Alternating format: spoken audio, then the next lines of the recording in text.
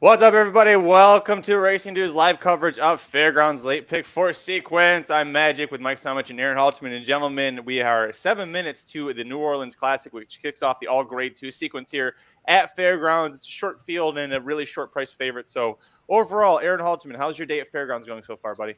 I mean, up and down, right? You have a single first timer in the first leg of the early pick 5, very first race, and she dominates and you think it's going to go well. And then it's just been inconsistent is how I'd say throughout that. I've had a few cashes, but the multis is just hard to get them home so far today.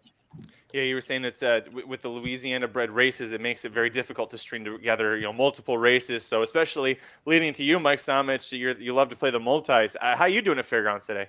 Oh, frustrated, man. I had both of the prices in the 4th and the 5th, but didn't string them together properly. Single misses in the 3rd. So it's been one of those days where I've been close and then just kind of got shot down. Didn't have She Can't Sing, or else we would have had that pick 4 going there. So I just gotten one leg off a couple times. That's all it takes, these multi ones. It stinks because it's so close to a monster score in that early pick 5. But so close, not worth very much in horse racing. No. That only counts in, was it horseshoes and hand grenades is what I was told when close counts. So, all right, let's fast forward. We got 4 races left here, and let's bring things home. We're starting off with the New Orleans Classic. This is race 9. 6 older males going a mile and 1/8 on the track. You would think speed is what you want with this sort of a field size. And you have Olympiad, who's your 8-5 favorite on the morning line, is 3-5 right now as the favorite. Promise Keeper and Proxy both are 5-1 second choices. Aaron, Olympiad, did you want to single him here to start off any sort of pick 4 sequence? I think if you're going to play, a $5 ticket, a $10 ticket, something like that, he is definitely a single. If you played a 50 center, only because there's other places you can single here, I would maybe try to throw in Proxy. I think that horse is interesting. Proxy, a horse we talked about a lot last year, just kind of mentally didn't get things going. This year comes back, looked pretty good in an allowance effort. I think if he kind of take a step forward, he could be the one that could beat Olympiad here. Other than that, probably wouldn't play anybody else. Olympiad probably deserves to be 3-5. Came over here and beat what I think was a tougher field last time on Risen Star Day. Proxy's not a new shooter, but he's kind of a retooled shooter, if that makes sense. He might, finally live up to those expectations. Those are the only 2 I was really interested in here. Mike, what about you? We talked about this on the Magic Mike show. I know that you were singling Olympiad here. Talk about why you felt that strongly about him. Well, the rest of this field just isn't very good. I think Aaron's point to he faced better last time is dead on. You really have to think that either the rail horse out of the Pletcher barn, Promise Keeper, is going to take a big step forward, second time out as a 4-year-old, or you have to think that Proxy is going to take a big step forward here, second out as a 4-year-old. If neither of them do, I'm pretty hard pressed to believe that the 3, the 4, the 6 is going to take a jump forward. It's really Olympiad's race to win, and there's not a ton of pace in this spot. I mean, Olympiad may be in front, or it might be sitting right off a Promise Keeper. Either way, Olympiad's going to be comfortable, and the hardest thing to do is to beat a favorite who has a pace advantage who's going to be comfortable. And so it's one of those spots where, I'd love to say, play the bomb, try and take a price. This is one of those where I'm personally going to be playing really pressed pick 4s and not, 4 singles pressed, or 3 singles with 2 horses in the turf race pressed. Like, I'm not going to be messing around too much, because I think we have 3, unfortunately, very heavy, very good favorites in this late pick 4 sequence. And a day that started off with a very heavy favorite in the Dubai World Cup fell very hard. Life is good. If you missed that, after we're done covering here, check out the YouTube channel. You can get our reactions to Country Grammar coming from well behind Life is Good at one point to win that. But we don't want to talk about that. We want to talk about only hopefully good things here. In this field of 6, the way that I played the pick 4 sequence that Mike and I did for the Magic Mike show, I put Promise Keeper. I made him a single. I'm trying to beat Olympiad. I'm trying to not play a $10 pick 4 sequence here because of all of the chalkiness of it. And I did use the favorites in the other 3 legs. So here I was like, I at least want to take one shot against. And I felt like of the 3 favorites, maybe Olympiad was the one I could make a best case for how he gets beat. And that's Promise Keeper improving. He's second off of the layoff. If you scratch off the Razorback handicap in his first start as a 4-year-old, completely blew his start, got stuck way behind horses, which is not his normal running style. He likes to be forwardly placed. And with that being said, I think he actually could set the pace. He's got the inside draw on Olympiad. Olympiad's not a horse that needs to be on the front end. So I'm hoping that Promise Keeper gets an easy lead, can take a breather, then hold off Olympiad because to Olympiad's credit, he has not, or detriment, he has never tried a 1 1/8. So we have to answer that question here. But Mike, I'll throw it back to you. You mentioned the way that he won over this track last time out, a 1 1/16. I think it was the Mine Shaft. 1 1/8, you're like, I'm not concerned about that with this horse. Yeah, I mean, the last 2 were going to 1 1/16, looked dominant in both of those efforts, really was able to just kind of stalk and pounce around the turn and never looked like the horse was going to stop at any point. And so if you're able to get the 1 1/16 that comfortably, I'm not as concerned about a 1 1/8 as I would be going like a 1 1/8 to a 1 1/4, things like that. The 1 1/16 to a 1 1/8 isn't that big of a jump. So if you're doing a 1 1/16 pretty easily, I'm not worried about the distance here. Aaron, same for you? Yeah, I agree with that thought process as well. I was going to comment on Promise Keeper a little bit further, Magic. If you remember, we did the Oaklawn preview video on Promise Keeper on that race that he was in at Oaklawn. I picked him to win. Yeah. And you're right. It was just a horrific journey for him right from the start. So I respect it. I respect you trying to, beat this horse. To me, Olympiad feels a lot like Speaker's Corner did a few weeks ago at Gulfstream. He was coming back again, and people were like, well, maybe he'll get beat this time, and he cruised again. And you got Bill Mott. It's the same guy. It's the same, type of horse, wants to be on the lead, back again.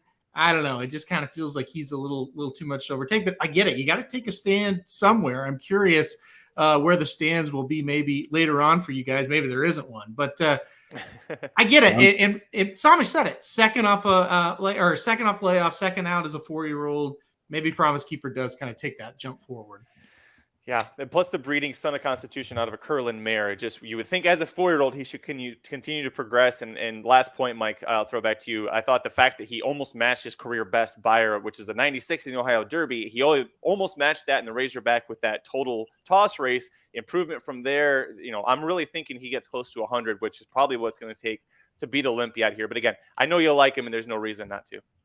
Yeah, I mean, to me, look, I'm going to take some stands. I'm going to be standing on a mountain of chalk this entire show, and that's just kind of how it is here. But that means we have to find other ways to make money. Look, I like Promise Keeper in the second spot. I'm kind of against Proxy here. I think Proxy is the horse you throw out if you're trying to get a price or create some value. So the idea of putting Olympiad in first and then Promise Keeper second, and then I like Happy American third. You could put Chess Chief third. You could try and find a way to get a little price underneath as well to spice this up. I think you got to leave off either Promise Keeper or Proxy if you're playing the Tri or the Super, if you really want to balloon it. Now, yeah, you could play the 2-1-5 or 2-5-1, but you have to play it cold if you're doing that, because that's the only real way you're getting any type of value. Every time you double your cost there, you're hurting yourself because it's too chalky to be able to do that. So for me, I'm probably going to play some 2-1-4 straight in the Tri, play a little bit of 2-1 over 4-6, 4-6 in the Super, and see if we can create more value internally in the race versus trying to beat Olympiad, because I think that's going to be awfully tough here. Aaron, the 4-horse he's talking about is Happy American, 17-1, 19-1. The odds are kind of shifting back and forth there, but that's the other horse he's considering using. Do you like that horse as like the third one that you want to go with? No, I mean, not really. I thought Chess Chief kind of fit the bill of that third horse to just kind of clunk up. And I think you mentioned Chess Chief when you were talking there, yep. Somich, 11-1. He kind of just has that look of one that'll clunk up, get second, get third. But listen, Happy American, how many times did we see it? The longest price on the board, these short fields, will get up there and kind of balloon this, as he said. To me, I'm going to look at for the 3 and the 6 is that clunk up, get third type horse here. But you're kind of grasping at straws in a way once you get debating between the 3, the 4, and the 6. Well, the way that Rosario and Assman have been doing today, there's no reason not to try and play the 3 underneath. He's not bad. All right, here we go. It looks like you got to think Olympiad's going to let the 1 go here, right? And just sit right on the outside. He's trying to let him. Promise Keeper, I thought, hopped a tiny bit at the start, but now he's got the lead. There you go. It's going to be 1-2-5 into the first turn. So I'm going to play devil's advocate here. There's no question the 2 could have gotten a lead because the 1 absolutely did hop, and he still let him go anyway. In that situation, maybe it wouldn't have hurt just to cross over, cut him off, and take the lead. Sometimes you might have a plan, and then the plans change when a horse hops out of the gate. We'll see. I don't mind it though. I mean, he clearly runs well with the target. He's done that the last 2 races, and so I don't think he necessarily wanted the lead there. And especially if Promise Keeper you think is going to rush on your outside and then pressure you. This way, you get to kind of run your own race in the clear, which is exactly what he's getting to do here. He still has no excuse. I totally agree. But the target is the horse that maybe you thought you could lose to. That's the only thing I'm saying. And now you've given him an easy lead. But I agree. There's no excuse. He should run him down and win if he's the horse. Well, it's an easy lead, and he set kind of quick fractions there. That's true. He tried pulling away a little bit. I think that's the best way to try and beat Olympiad is you try and gas him and make him use up extra energy to come get you here. Here comes Proxy, and you got 3 super stocks sitting there. Yeah, Proxy's really flying. I mean, we're gonna have to get going. I think if we're Olympiad at this spot, but he's responding to the pressure. There he goes. Yeah, he really responded well, guys. Wow. Yeah. As soon as he got asked, he kicked it into gear, and it doesn't look like he's going to slow down enough for Prox to be able to try and get to him. I would say a mile and an eighth, no problem. Proxy's doing the Proxy thing of, I mean, wouldn't have beat Olympiad anyways, but he still runs like a jackass in the stretch. I cannot stand Proxy. He made a real eye-catching move. Now, again, he was never going to beat the 2 Olympiad. And what you saw there, Olympiad feels the pressure, gets the urging and responds. Where you saw in Dubai, Life is Good got the urging to kick on and didn't. So that's just the difference there. So you're right. Proxy still kind of ran like a goofball. The head-on will be kind of entertaining, I think, Magic, to watch him. Yeah. Well, watch his head. I mean, if you are watching this to see what we're talking about, he keeps cocking his head. Going back and forth. Yeah. He's looking that all often over. is the horse is often switching leads back and forth when they're doing that, when they're moving their head around. But it looks like he stayed on the right lead the most way down the stretch. Which, by the way, is a problem he had as a 3-year-old. I remember that all last year at Fairgrounds. I'm like, change your leads. He's got to be a frustrating one to train, right? I mean, he just does. He has talent. I mean, you have to have talent to make that kind of move around the turn. He can't quite put it all together. And you would think, boy, he'd really be dangerous if they could get him to do something early in the race as well. Yeah, he's one of those horses that to me I think would benefit by being snipped, because I think it might help with some of his behavioral stuff. But the problem is he's bred too well. He's by Tappet, and Penny Raid is his dam, and she was multiple grade 1 dirt router. Like in your Godolphin, it's a homebred. You don't snip horses like this. No. You don't do that. So it's kind of almost unfortunate. I wonder if he ends up being claimed away or something like that with someone else. Mike, give him to Mike Maker. Let Mike Maker play with this horse. I don't wish that on any horse, Magic. I think that's hey, let Mike scary. take over, put him on turf. We'll start winning at Kentucky Downs going a mile and a half. Okay. All right. They tried turf, or they were going to try turf maybe with Proxy last year. They did, and I think he completely, as our friend Dan would say, shit to bed. So he's never run on the turf. They must have been wanting to try it then, Aaron, because you're. And his first race he was entered for the turf, and the race was rained off the turf, and never got the chance to touch the turf after that. It would be interesting to see what Proxy can do moving forward. I mean, I don't think that this was the best we could see from Olympiad, so I don't think that Proxy is necessarily that A+ division, right? But I bet he wins a grade 2, maybe a low-level grade 1 at Fairgrounds, or some track like this, which isn't getting the highest level of horses. Maybe at Churchill, somewhere like that. Fairgrounds, I don't think they have any grade 1s. No. Not No, going not to gonna win do anything. it. By the way, Aaron, remember Arcaro, that horse I drafted in the 5th round? Yes. Full brother to Proxy. Well, there you go. And Proxy also a half to Micheline, who was a multiple, I think, greatest stakes winner on turf. So well, there you go. that there is turf ability and also ability to be terrible even with Baffert training you. What- Any final thoughts on this? Yes. I do think, I mean, Mark's dead on here. That was racehorse time. I mean, Yeah. Olympia came home in 12s across the board from the half-mile point on, Oh, wow. without necessarily giving the best. So under a 12 seconds pace for that race. So that was very, very quick for Olympiad at that distance. I'm telling you, I was worried because I really do think Proxy ran pretty good there. And I was like, oh, man, he's going to have to kick it. Now, he did. I don't know. It was really good race. Listen, you have Speaker's Corner and you've got Olympiad, both in the Mott barn. Both are horses that he usually excels with. He's going to have some fun if these horses stay healthy. They're very good. Our friend of the Magic Mike Show, Charles Blaha, can rest easy knowing Junior does no longer have the yips. He was worried that Junior had the yips and was going to play against him. Junior, no yips there. No. They're getting to the gate at Gulfstream. If you guys want to talk about that one, Sure. They are. It's the fun race with the 6 and the 7. I actually think the 1 at 18-1 is a little interesting too. I could see that. I thought about that one as well. I'm with you. I think it's a 2-horse race. The 1 shouldn't be 20-1. I'll say that. No. I think the 7's going to get the best of them here, but this is going to get interesting. I agree. The 6 is it should be the pace. So we should see the 6 out on the lead, but this is the Texas Glitter Stakes for everyone watching. The 6 is Lucci out of the Wesley Ward barn. Big Invasion, the 7 out of the Christophe Clement barn. 2 kind of, I would say, up-and-coming turf sprinters here. So we'll see what they're able to do. It looks like is that the 6 there that cleared off right away? Yep. The 6 cleared off. Also, the 5, High Front, who scratched. That's a good horse, too. Keep an eye out of this race. This was a fun one. Yeah, don't forget about him. So here it is. Here's the matchup, right? And Lucci's going to go with have the lead going into the turn here. A very slow opening quarter in 25-2. Good job. Yeah, I'm sure that's accurate. Racehorse time. Yeah. And horse he racing, won. that's horse racing time, actually. One's got a little bit of giddy up. The 7's going to get him. Yeah, let's get the 1 up for 2nd or 3rd now. It's not going to do it. Look at the 7. No. Man. Yeah, it's a nice horse. This horse is good. This horse is really good. The horse the 7 puts away here, the 6 is not a bad horse. They put him away easily, too. Yes. I mean, just no doubt put him away. Yeah. And it's a Wesley Ward turf sprinting in a stakes. Like, you automatically need to consider that horse is pretty strong. That got the lead, too. Like, it's anytime you see those Wesley. in the saddle, how did it lose? And Javier Castellano just won by like 5 on this horse. So that's how you know he is. Big day for the haters. Castellano and Junior.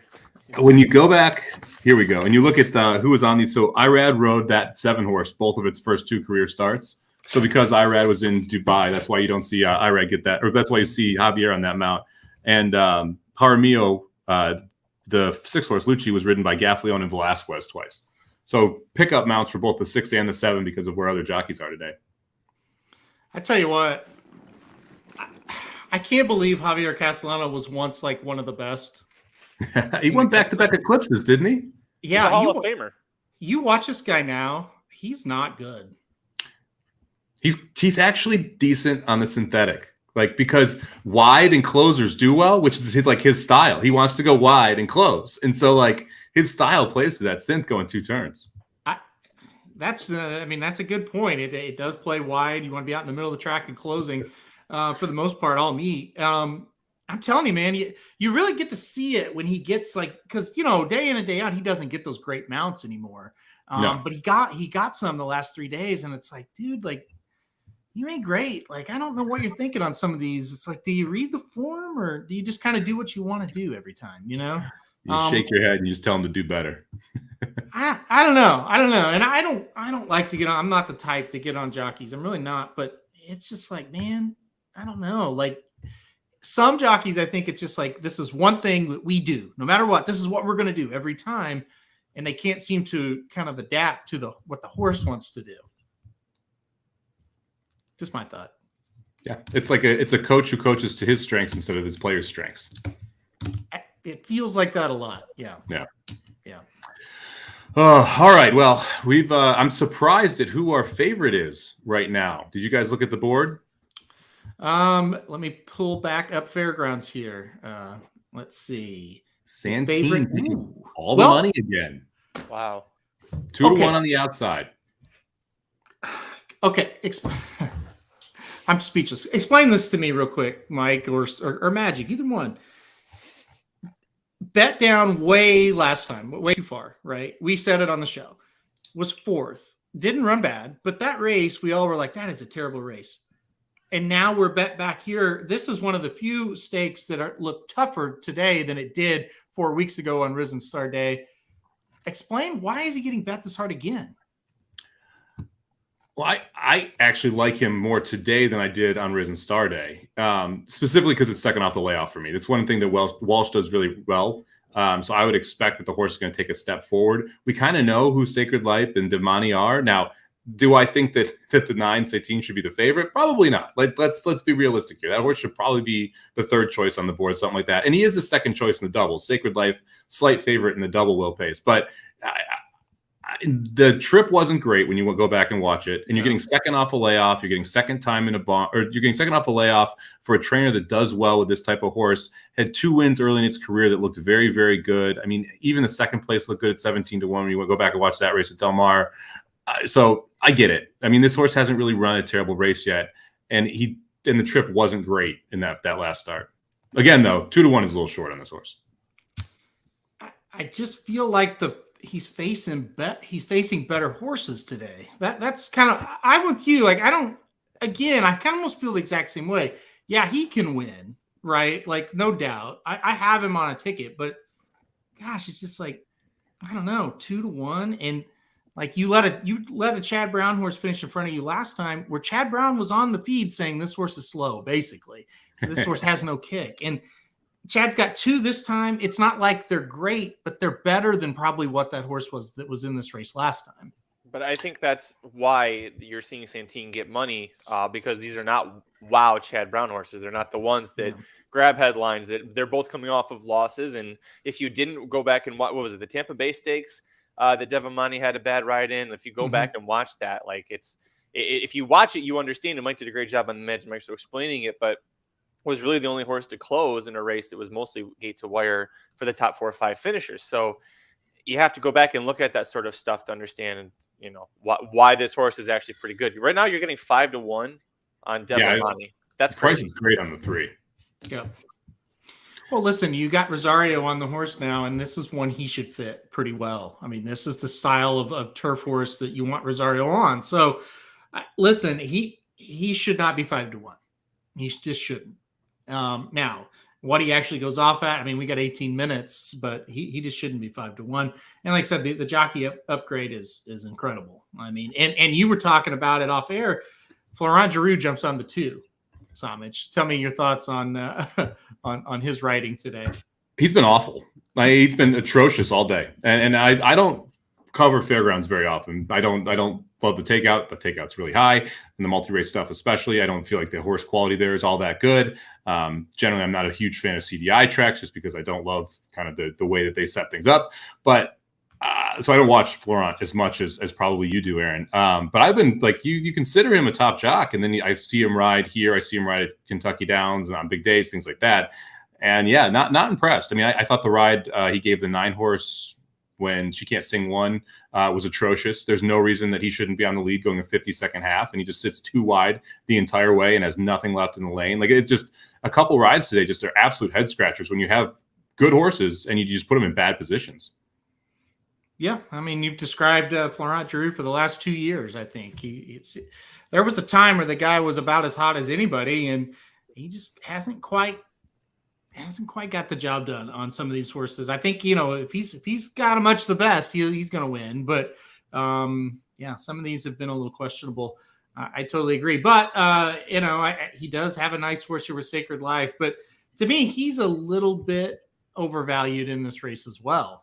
5-2 isn't a horrible price, and he was the favorite, so it was predictable. But this is a horse that's had a lot of chances, guys, and he just seems to miss. That's why it's tough to back either of these Chads. they don't seem to like to win. And like you really want the horses to win. And so to be really confident in either of these horses is pretty tough. I think if you're going to be confident in one of them, to me, it's the 3 Damani. I had the 2 horses as my 4th horse in this race, and I'm more or less last horse on the ticket here for me in the pick 4 sequence.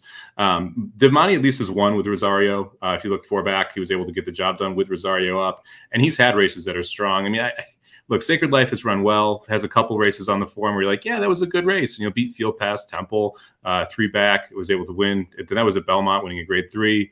The race last time out, and the Pegasus Turf Invitational, I mean, was pretty solid as well. Only misses by 2 lengths to Colonel Liam, but you have a lot of those races where you're like, yeah, it's a good race, only missed by X amount of lengths, right? Like you saw it losing to Rinaldi. You saw it losing to some like at Hot Brown. You saw it losing to Raging Bull. Saw it losing to Digital Age. All of those races within 4 lengths of the win. Didn't win any of them. That's a problem when you're playing multi-race wagers. You gotta need them to win. Agree. Another thing about Santini, you're talking about the Chad Browns. If public sector, remember how good he was as a 3-year-old. If he had, if he was back in form as a 4-year-old and in this race, you'd be really excited about him. And that's a horse that Santini beat by a length I think it was length and a half in the Hollywood Derby last year. So I don't know. For me, Santini feels like my top pick still, despite that ugly price, because it's the only horse that's progressing that hasn't run really shitty yet. That's what this kind of field is, guys. Pretty much. Yeah, you're right about that. Now, you guys covered the late pick 4. Where were you guys at as far as prices? I mean, we've kind of talked the top 2 or 3 choices on the board here. Where's the prices coming from? I would make a case for the 5 horse sitting on the board at 24 to 1 right now. I think that's an overlay for how good 40 under has been in some races. 40 under, Cavalry Charge have kind of, and 2 Emmys have all faced off against each other a couple times. All the numbers, both personally my own pace number, Timeform pace number, and Equinedge pace number have the 5 being the fastest horse. I would really like Mitch Merle to send this horse because I think it has the 40 under could wire this field if we get to the front. And that's going to be a very big key of whether or not we can. I don't think 2 Emmys will. I think it's either the 4 or the 5. And if the 5 can clear the 4, I think he's got a legitimate shot at wiring the field at a big number. I thought about the 5 a little bit as well. What about you, Magic?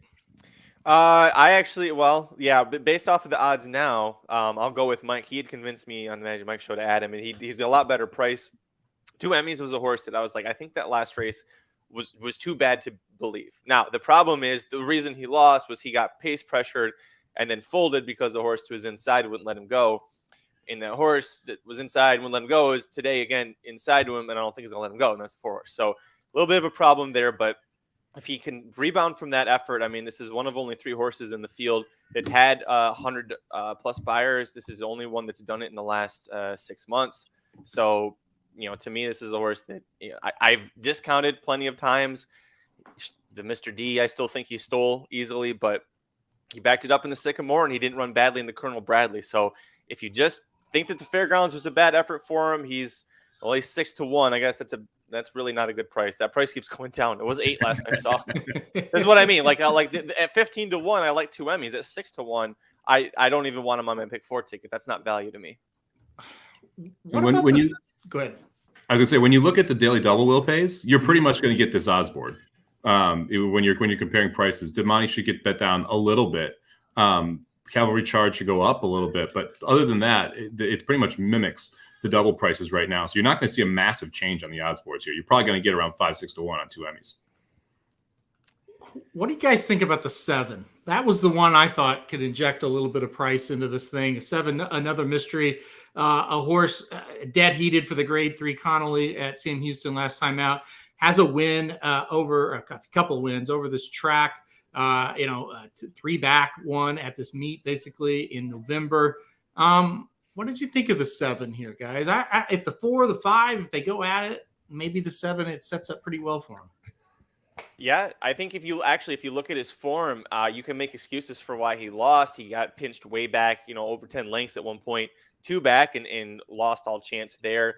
You go 4 back, he was going a mile and a half. Maybe that was, he went to mile and a half to John Conley. All right, I can't make an excuse for that one. But the one before that was on synthetic at Woodbine. And before that, he wins at Arlington Park on the turf. So he's got ability. If there's a pace meltdown, I don't see why this horse isn't coming late. Mike, what do you think? One that I would not talk you off underneath, but I think would need a lot of things to go right to be able to win the race. The mile and a half, like, made a ton of sense because at Sam Houston, you get a little bit cut below, and the mile and a half was a good distance, was able to be able to make up ground. It's a pretty fast pace. That was actually an NHC race, and I was between the 9 and the 10 and the 9 in that. That was the final table, right? That was at the final table, Yeah. and if I had gone with another mystery instead of the speed horse, I would have been in second place going into the last race. So that one still stings a little bit. But and another mystery made sense in that spot to me because it was one of those horses that run well in a mile and a half, fit the distance well. This, I think, I think against this level of horse, he needs to go longer. I don't think that he's a grade 1 horse or grade 2 horse going a mile and an eighth. I think he's a grade 2 horse going a mile and a half, maybe, but like you really need more distance for him to have that closing kick really take effect. Now, this stretch should be good for him, though. That being said, I mean, this is one of the longer stretches in America. He's going to have a ton of time to be able to run up against him. But again, to me, he's an underneath play, right? If you're trying to get one or two of the Browns out of the try, I think another mystery and 40 under are two of the prices you can use. Aaron, you're a time form guy. I want to bring up Ashley's question or comment, I should say. The 4 Cavalry Charge ran a 125 time form figure last out. Repeats that could win. You love to use time form. Talking about the Grade 3 Fairgrounds last time out, and it beat a lot of these horses and set the pace, but was 35-1. Now we're getting 5-1, 6-1. So was that race a fluke time form wise? Do you think he can repeat it? If you look at his other time form or his other races on time form, he is capable of getting a number close to that. He usually doesn't run 2 in a row like that. So that's a little bit of a worry. Did he pop? And now we're going to kind of regress slightly. If you look at his numbers, they are fairly consistent. But there's 2 things. I don't think he'll run back to it. Number 1, I think there's a little more pace in this race. Number 2, and thirdly, and the most importantly, I didn't bet him at 35-1 that day. I ain't betting him at 5-1 today. I mean, that's just what it is, and can he win? Yes, but I just don't bet horses like this. And now if I was a part of that 35-1 and I loved him that day, then maybe I'm more likely to come back. But to me, I just couldn't do it because I don't think a horse that won at 35-1 last time out is going to win again. I'll make him prove it. But listen, from a time form standpoint, he does make sense. I wish he was a little bit higher priced than what he currently is. As Ashley said, yeah, pretty lightly raced for being a 5-year-old. Didn't even break the maiden until I think halfway through the 3-year-old season there. 8 minutes to post here, 9-5 right now on the 2. Not Devamani, Sacred Life, the other Chad Brown. Devamani still 5-1, 5-2 on Santine. Not much more to talk about right now, is there? Is there another race you guys want to talk about? We still got 8 minutes going on. Let's see what's going on at Oaklawn right now. Oaklawn, they're not to their stakes yet, Magic. We can't talk about the Purple Martin just yet. Yeah. All right. Well, how about this? Chris brought it up in the chat. We've got some time to kill. But if you missed it, the Dubai World Cup earlier, we saw Country Grammar upset Life is Good, who ends up fading right at the wire to finish off the board. So we'll throw it around the horn, Aaron. Go ahead and just kind of rehash it. Your overall thoughts on Country Grammar winning and Life is Good missing the board. Oh, it's incredible that he lost. I was shocked, especially with the kind of the trip he got, and he turned for home and looked like he was going to open up like he does. And I still felt good. And then he went to the left hand, and there was no response, and I knew he was going to get beat from that point on. At top of the stretch, I would have bet a lot of money that he was going to just kick away and win by 5 or 6. It's a track that usually carries speed, and it kind of did on this day. Really, it wasn't a track that favored closers or anything like that. The best thing I could tell you is he just could not get that last 1/8 of a mile. He truly did not want to go 1.25 miles today. So shocked, definitely. Not shocked that Country Grammar was the one that was going to beat him, and Hot Rod was up there. I mean, that's the world we live in. That's what I tell people all the time. It's like, you need to quit. They'll say, quit picking these Baffords. It's like, well, you want to miss races and lose money? I don't think so. So he ran great. He ran great at Saudi, and he did again. And it is what it is. I would tell those people, do you want to get the angry emails that we get when we don't have winning days? We'll send them to you, and you can reply when we don't pick Baffert and Baffert wins by 5 and people call us idiots. Yeah. Mike, I'll throw it to you. What are your thoughts on the Dubai World Cup, what we saw earlier today? I mean, Chad Brown has to be scratching his head that he couldn't turn this horse into a monster after what we've seen 2 efforts out of the Baffert barn. Just an amazing training job by Bob Baffert to get that horse to take such a wonderful step forward in these 2 efforts. Look, Life is Good, I still think, is the best older male. So I'm not gonna read too much into this. I'd love to see what the pace was the actual times where I haven't seen the chart yet from a fraction perspective. The fact that both Life is Good and Country Grammar backed up about the same makes me less worried about the fact that he can't get a mile and a quarter. I know that's going to definitely be a narrative when he comes back over here. I think that sets up an interesting spot where, like, what can I get on Life is Good now in the Breeders' Cup Classic futures? What can I, is there going to be value in this horse moving forward? Because I would still take Life is Good over anyone he faced in this field today, and currently over any other older male. But we'll see. I mean, the amount of quarter definitely has to be a concern now. We've had this concern about Into Mischiefs before. They've all been able to get it when they've been in the Baffert barn. We haven't seen them get it all that much in other barns. So you still have to be a little concerned about Into Mischiefs stretching out to a mile and a quarter. I mean, Irad Ortiz Jr. said in the story afterwards, he literally said it was that last 1/8 of a mile that got him and just couldn't get the distance. So, I mean, I don't think there's much more to harp on that. How about Ashley says, love the way Hot Rod finished. Tough as nails. Yeah, you got to hand it to horses like Hot Rod and Country Grammar that, I mean, you can argue that sometimes the trainer might juice them up depending on who it is, but the horse also has to have heart and at least give a shit when they're competing, and that's what you saw from Country Grammar and from Hot Rod Charlie to come up and finish. Chua Wizard with a really great finish up the rail was exciting. I was mad because I had every other horse that was in the try and the super on my tickets. I didn't have the winner. I was trying to play against Bob Baffert. And see, that's why Aaron says just play Bob Baffert. Like, when you're betting, don't worry about who trains the horse like that. You bet with your head, not with your heart. That's right. All right. Well, Yep. And speaking of which, Jared, the 4th member, is off betting with something else right now, I think. His other head, yeah. Yeah, his other head. All right, how are we doing? We killed enough time. 4 minutes to race 10. All right, Jody, who is a better trainer, Baffert or Chad? How do you even answer that? It's all about what you want to do, Jody. If you want to win races on the turf, don't send them to Baffert, right? And if you want to try to win big races on the dirt, you send them to Baffert. I mean, that's just kind of the long and short of it, right? I don't think there's a better trainer in the world on turf than Chad Brown. But I don't know. It's hard because how do you even compare the two, right? It's almost impossible. It really is. I mean, especially since you look at Baffert, it's all, they're retired after their 4-year-old season almost 100% of the time. And Chad has 5- and 6-year-old mares running, winning multiple graded stakes. And so it's just completely different styles and completely different races they're running in. So it's hard to ever get a chance to actually set them up, side by side and say, okay, this one's better, that one's better. Sure, a couple European trainers would love to take a run at Chad Brown's the best turf trainer. I get it, but I tell you what, as far as domination, he's pretty darn dominant. Like if he's in the same discussion as Charlie Appleby and Aiden O'Brien, that's pretty good. To me, that's the big three, right? And I tell you what, Chad competes with him pretty well. I mean, I get what you're saying, but he can hold his own against those guys, and there's nobody else in this country that can. That's for sure. Chad's also not training for 2 of the biggest breeding operations in the entire fucking world, which is exactly what Aiden O'Brien and Charlie Appleby do. They don't have, 3, 4, 10 different owners. They've got one owner, and all the best blood stock goes to those guys, and Chad Brown gets the scraps. I wouldn't call them scraps, but yeah. No. There's only 2. Everybody else is trash. Yeah. So question for you guys, and we still got 3 minutes to post here. We saw Japan absolutely show out this morning. Yeah. We saw them not dominate, but do very well at the Breeders' Cup as well. We have at least one Japanese horse who now will be in the Kentucky Derby after this morning, assuming he comes over for it. Wouldn't understand why I didn't. How many Japanese horses win graded stakes in America before the Breeders' Cup this year? Are we going to see 10 of these horses? I mean, because you're going to start seeing some of the turf horses come over for the big time purses that we have in the summer. You're going to see dirt horses here for the Triple Crown Series. Do you think we're going to start seeing more and more Japan horses running in larger U.S. stakes? Such an interesting question. Stillman and I had a long conversation about this after today's events in Dubai, coupled with what happened at Saudi, coupled with what you said at the Breeders' Cup.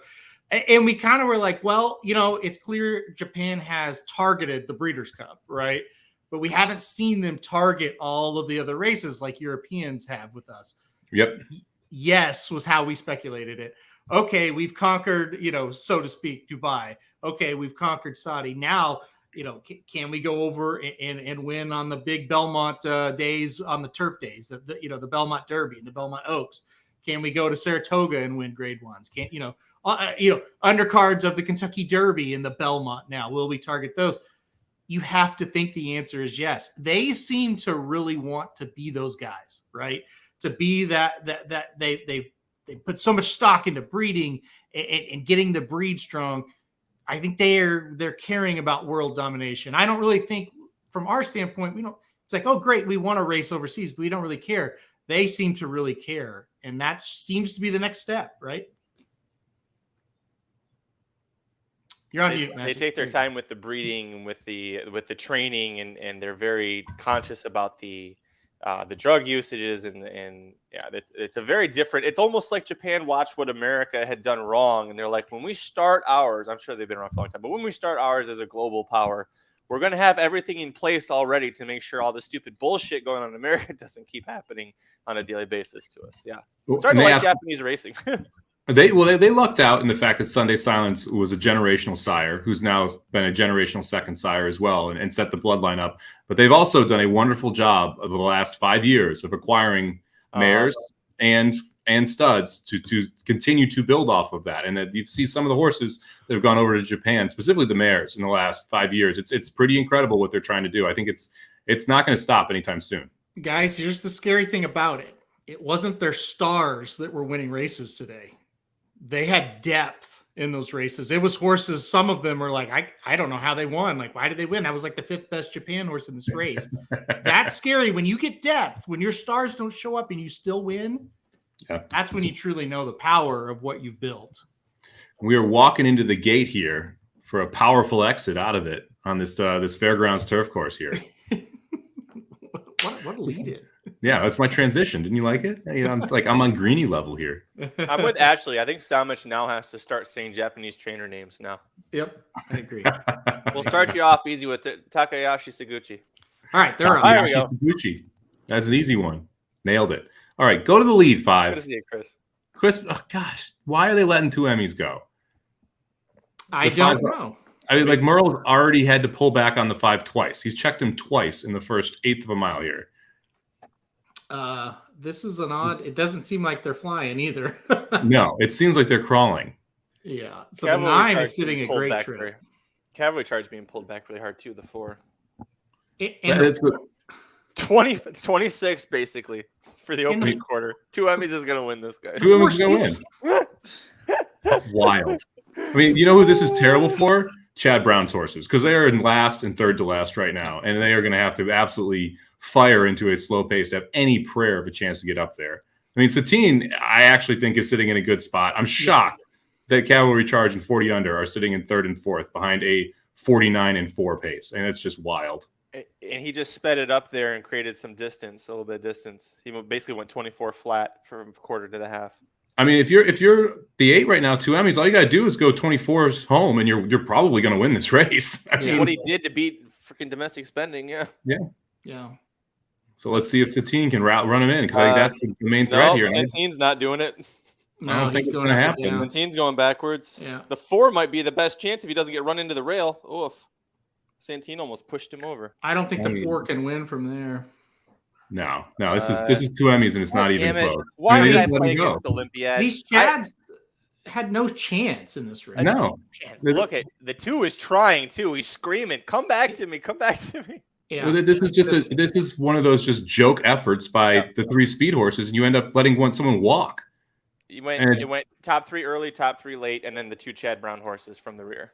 Yeah, that's frustrating. That's a terrible ride by Mitch Merle. Terrible ride by Hernandez. Both of them gave their horses no chance at winning. I mean, it just. Listen, JL, if Chad would start juicing his horses better, maybe they would have won that race. A Bob Baffer horse would have had that kick. I'm just saying. Not on the turf. I was going to say, I really don't think he would. Yeah, I can't stand fairgrounds in this. Well, I'm mad I played against Olympiad. He's on my pick 4 ticket. Freaking 2 Emmys. Here is the deal about fairgrounds turf. It's impossible, right? Just ugh. And this horse, I like this comment right here. That one? Oh. No, Oh. he was bet like they knew. He really was. This horse was 15-1 on the morning line. It was bet down to 5-1. And there's no way this horse should have been 5-1.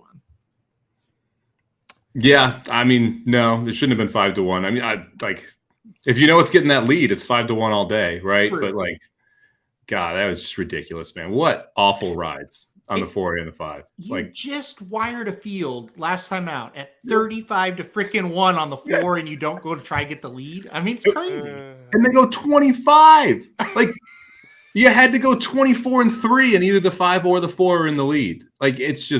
It's ridiculous that you let the 8 cross over both of those horses. If you bet the 4, you have to be especially pissed about that ride because it's set up perfectly to have the exact same ride that won last time. You could have been inside of 2 Emmys, held him off, and then run away. He went faster last time out on the lead than this horse just went on the lead. Yeah. Yeah. Well, it's like they went 26 to open the race. 26 seconds.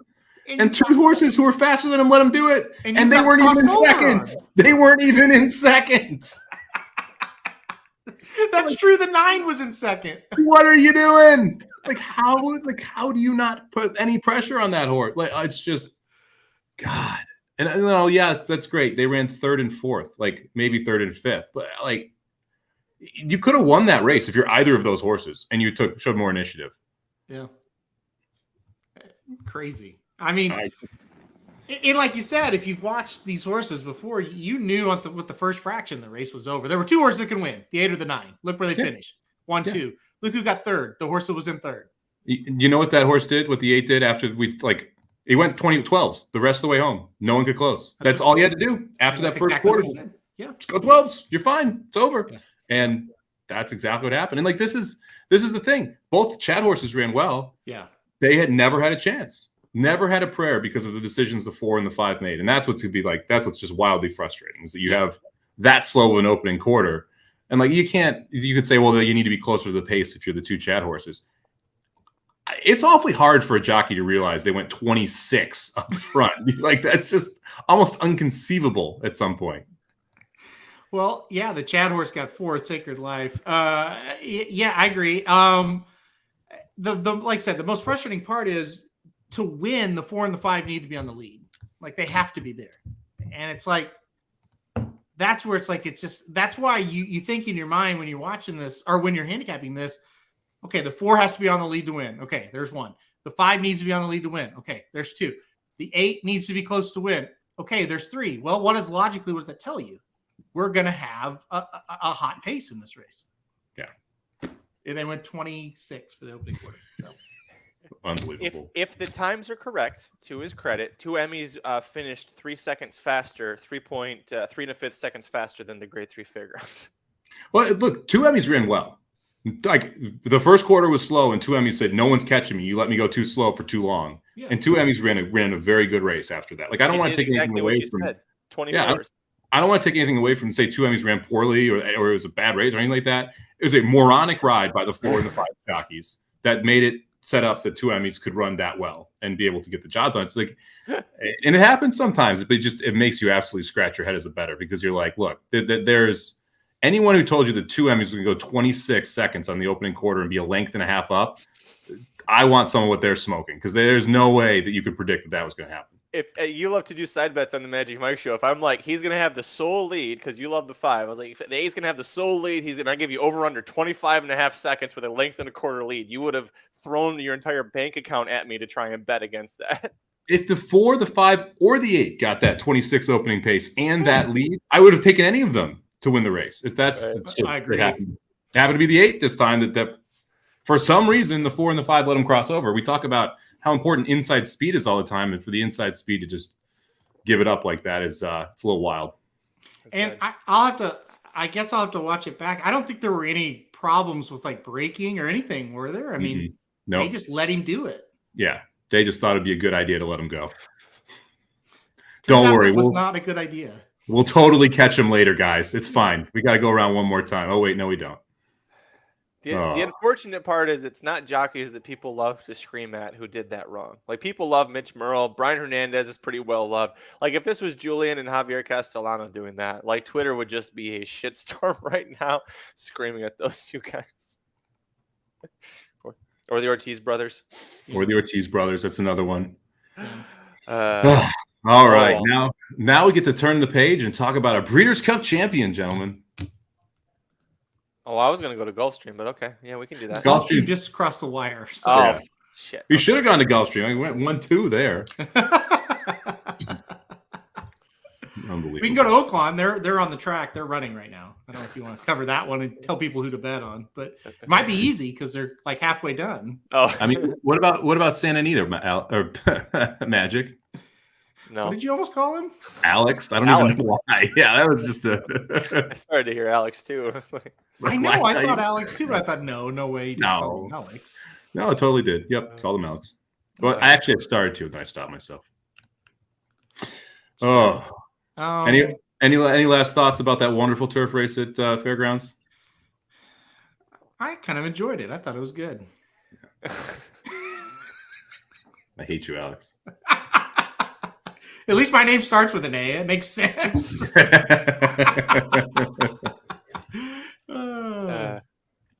Yeah, I actually just get a Guinness.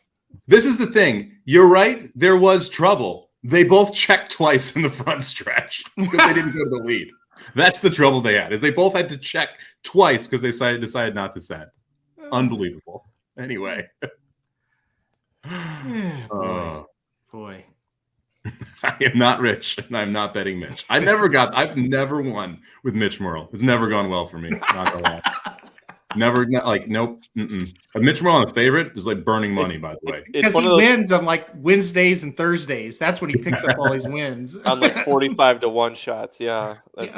It's one of those. It's one of those things that's like you hear about, but you never get to experience yourself. Like, man, I heard you. If you bet Mitch Merle, you'll get rich betting him. But no, I've never done it. What about the 10th from Aqueduct? Did you look at this one, Aaron? Obviously, you did. It's a starter stakes. It's actually a little interesting. You want to talk about that one? Let's do it. I'll pull it up. All right. What would you like to talk about? The horses, in the race. I'm pulling up the PPs right now. I went with a 7 Megatron in my tournaments. This was all day. It's kind of been interesting at Aqueduct. I talked about Magic early. They're doing essentially a claiming crown at Aqueduct right now. And so you're seeing these just wild horses in some of these races. It's not great. I mean, they're not great horses here.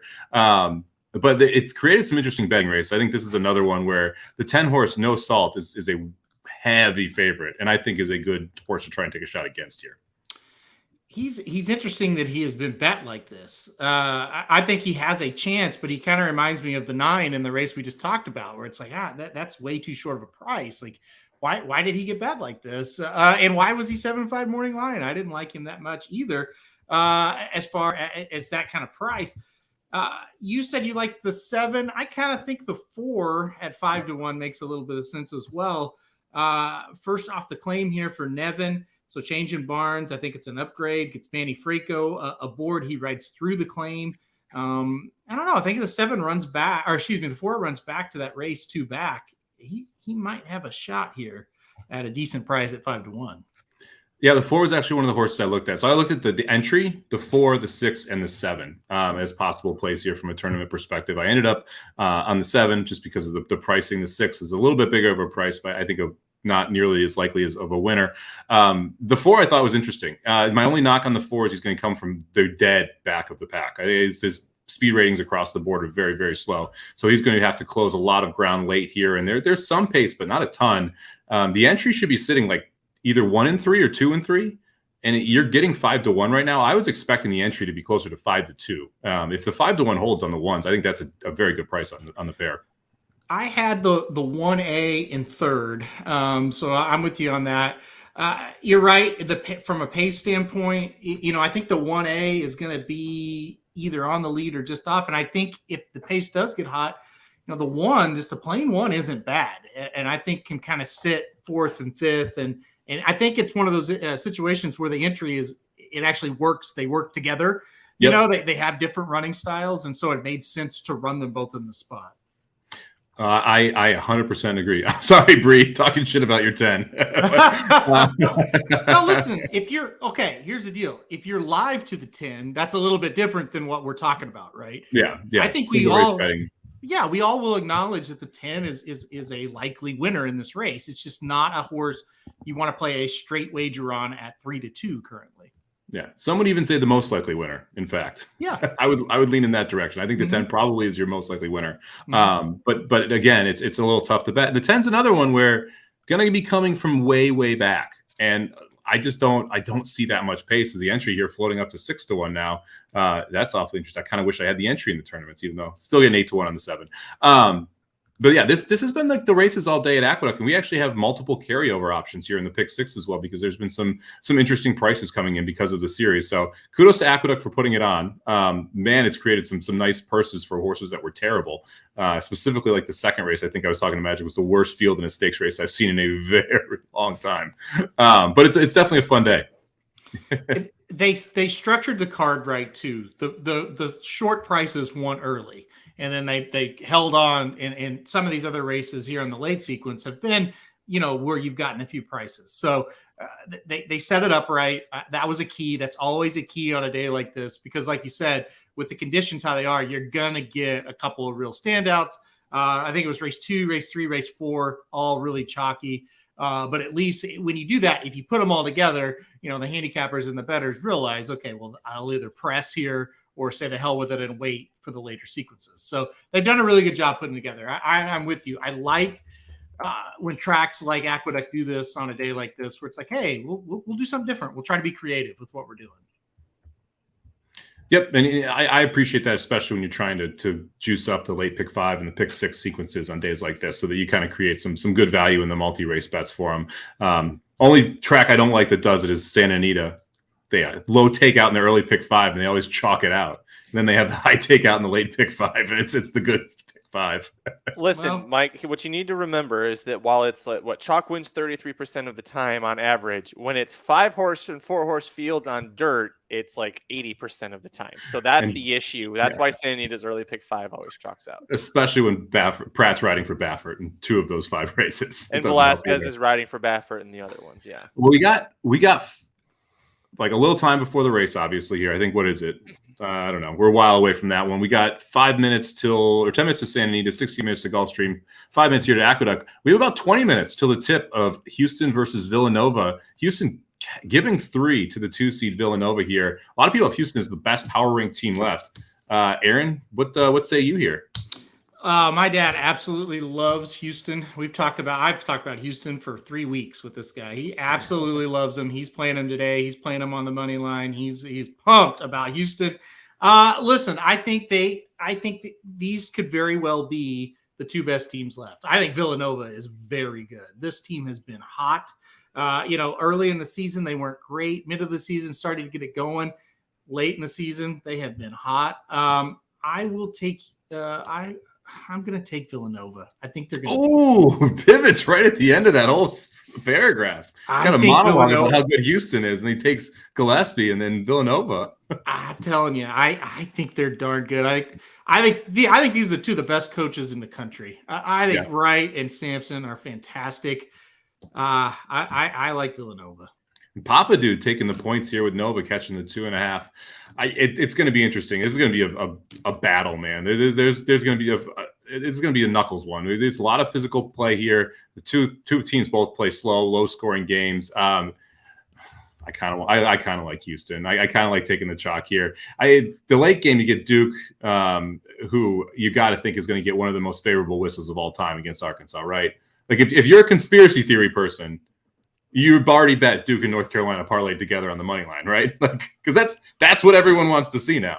My family, they're the biggest, part of my family are the biggest Razorbacks fans you can find, and they are worried sick about this because they think they can beat Duke, but they're like, if this game is close, we are so screwed. And then you've got North Carolina taking on St. Peter's, and it's dumb to say, but you think North Carolina will finally end that run by St. Peter's. I'm not going to say it's a layup, but it's right there. I mean, it is right there for Duke North Carolina matchup. I think Arkansas, they got to be really worried tonight. Yeah, I mean, like the NCAA wants that game to happen so badly. A Final Four, Coach K's last year, and it's Duke, North Carolina. Like they want that game to happen quite a lot, and that would be a great Final Four. What Kevin's talking about here, you get Nova, Kansas on one side, Duke, UNC on the other. I mean, that would be an absolute blast. So it would be interesting to see how that second game plays out. I think this first game is going to be very interesting. I will tell you this: Houston, Kansas would be a really interesting game, because Kansas has a lot of inside presence. They'd make it very hard for Houston to be able to hit the offensive glass like they have been able to in the first 3 rounds to be able to kind of continue to advance. So that would be an interesting one as well. Houston they're bullies, man. They are just bullies, but I don't think they can bully around Villanova. That's the difference tonight.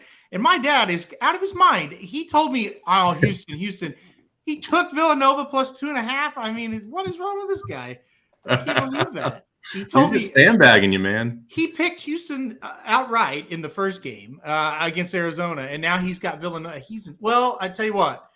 Now that I think about it, Villanova was his national championship team, so maybe that's why he finally went the other way. If your national championship team is catching points in any round, you generally are taking the points. That's what happened. Yeah, because I just realized, he picked them to win the whole thing. So all right, we got about 1 minute here till Aqueduct. Let's flip back over to horse racing here. Ashley talking about the 11. Any interest in the 11 here at Big A at all?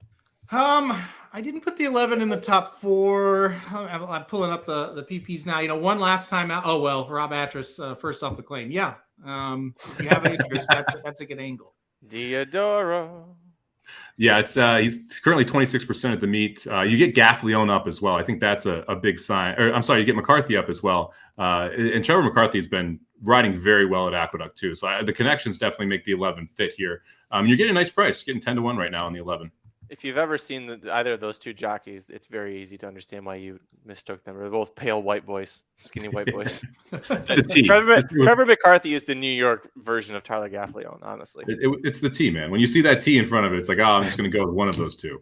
This 11 is a problem that handicappers like myself that handicap all the tracks we face daily does not have the numbers to win this race. First off the claim for a guy that you clearly know cheats because you see it day in and day out. And it's like, well, what do I do? Is he close enough to where 20 points jump up in the speed figure gets him in the game? And I got to think about it. This is where cheating and racing comes in to play and either cost you money if you didn't leave this, or if you left the horse out, or cost you money and you throw it in and then he doesn't elevate it quite enough. So this is a tough one, but I do believe the worst. Anytime I see first off the claim moving up in class for a trainer like this, it's a scary situation. 100% agree. I think the 10 is a terrible favorite at 4-5. It's just overbet. I mean, again, most likely winner, just overbet at 4-5. I just bet the 1. I just bet the entry. 6-1 seems like a crazy price here in this spot. They could run 1-2 in this race.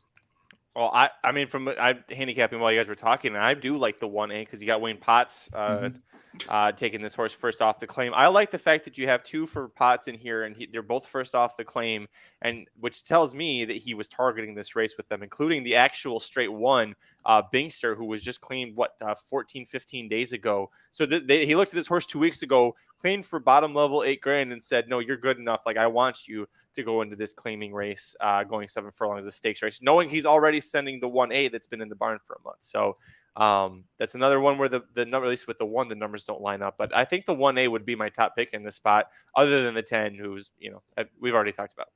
Yep, I would expect the 8 or the 1A to be on the lead here, and then we'll see how fast this pace is. It looks like the 1's actually going to show a little more pace than the 1A. But again, not much pace on it all. I kind of wish that 7 was not in dead last. That's not wonderful, buddy. The 10 went off at 3-5. Now he's in a great spot, but man, he got hammered. A lot closer than normal too. I was not expecting the 10 to be literally a half length off the lead here. Are they walking? Is that what's happening right now? Like how slow? 23-1. Yeah, not flying, not walking though. Right. Yeah. But your 1A's in mid pack, so he's not pressing. Yeah, well, the 8's pretty loose up there, and they're not going very fast. Ooh, something just happened to the 1. Yeah, the 1 is. He just checked right out of there. Yeah. Yeah. Well, 1K is an 8K claimer that ran 2 weeks ago and is in this race for some reason. You just talked about how that was a good thing, Magic. Well, the 10's going to win by the length of the stretch, I think. There is nobody even making a move at this point. No. I mean, it's The 11, Breeze 11 might get second here. Well, the 11's moving. But Yeah. I don't think. But so is the 10. Yeah. Now the 8 ran well, no speed, and the 8 was the one that went out there and was able to end up running second here at a number. Yeah, hold on. Yeah, you're gonna go 10, 8, 11 there. Yeah. Yep. And there's the 1A. The 8, I never really thought about. That was just surely if you believe in the pace, right? The 8 was clearly the fastest horse in the race early. Mm-hmm. And so if you thought the 8 was going to be able to go gate to wire, that's why you end up using the 8 there. But yeah, the 10 sitting closer and then just getting that trip, it was over. I mean, that you needed the 10 to have to weave through traffic and be further back to be able to beat that horse. Well, the 8 is also it comes from a barn that had 2 wins all of last year and had 3 wins from 12 starters at the meet right now at Aqueduct. So, yeah, the barn's on the improve, I guess you could say. All right, they are about to take the track at Fairgrounds. Should we at least start talking about how much Echo Zulu is going to romp by? Yeah, I was going to get negative about the 11, but yeah, we'll talk. I don't want to go there. I don't want to go there because It's Aqueduct. It's a restricted stakes race. Don't do it. Had the third worst time forms in a field of like 12 and ran set third. Oh, that was that horse. Yeah, the Atras horse, first off the claim. And that's why I get mad when people are like, these guys are fine. They're not doing anything. You know what you're talking about. Yeah, okay. All right, so we'll go to the Fairgrounds Oaks. Echo Zulu, no surprise, 1-9 here. Guys, it's a situation of even if she hasn't improved one step as a 2-year-old, she should dominate, right? Yes. I mean, like the biggest problem is who's in main contention here, right? The main horse that you have to be worried about is Hidden Connection. I mean, we saw her absolutely smoke Hidden Connection at the Breeders' Cup. Now, I was on Hidden Connection that day. I liked Hidden Connection at the Breeders' Cup. Hidden Connection did not break. The other horse at any speed did not break. So Echo Zulu was able to be by herself up front and go wire to wire. You're probably going to see a little more pace pressure on Echo Zulu than you did that day.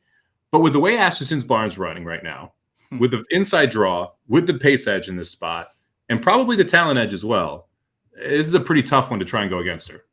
It's literally, I think, if you're going to go against her, it's a hey, let's just not let's just hope she doesn't show up at all. You know, we haven't seen her since November. You know, maybe she just is short here and just gets beat. I don't know. I just can't see it. I can't see them sending out a horse of her caliber not ready to go. And you're right. Hidden Connection, you talk about this horse and definitely has some talent, but God, well, I mean, I realize maybe had a little trouble even last time, but what was the excuse? Like those horses were terrible last time and she couldn't beat them. She's just going to have to move forward too much for me.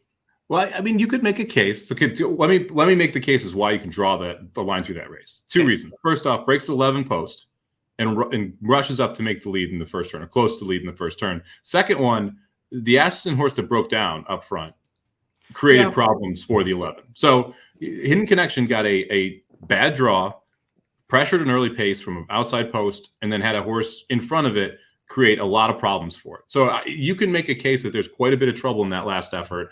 There was trouble in the Breeders' Cup effort.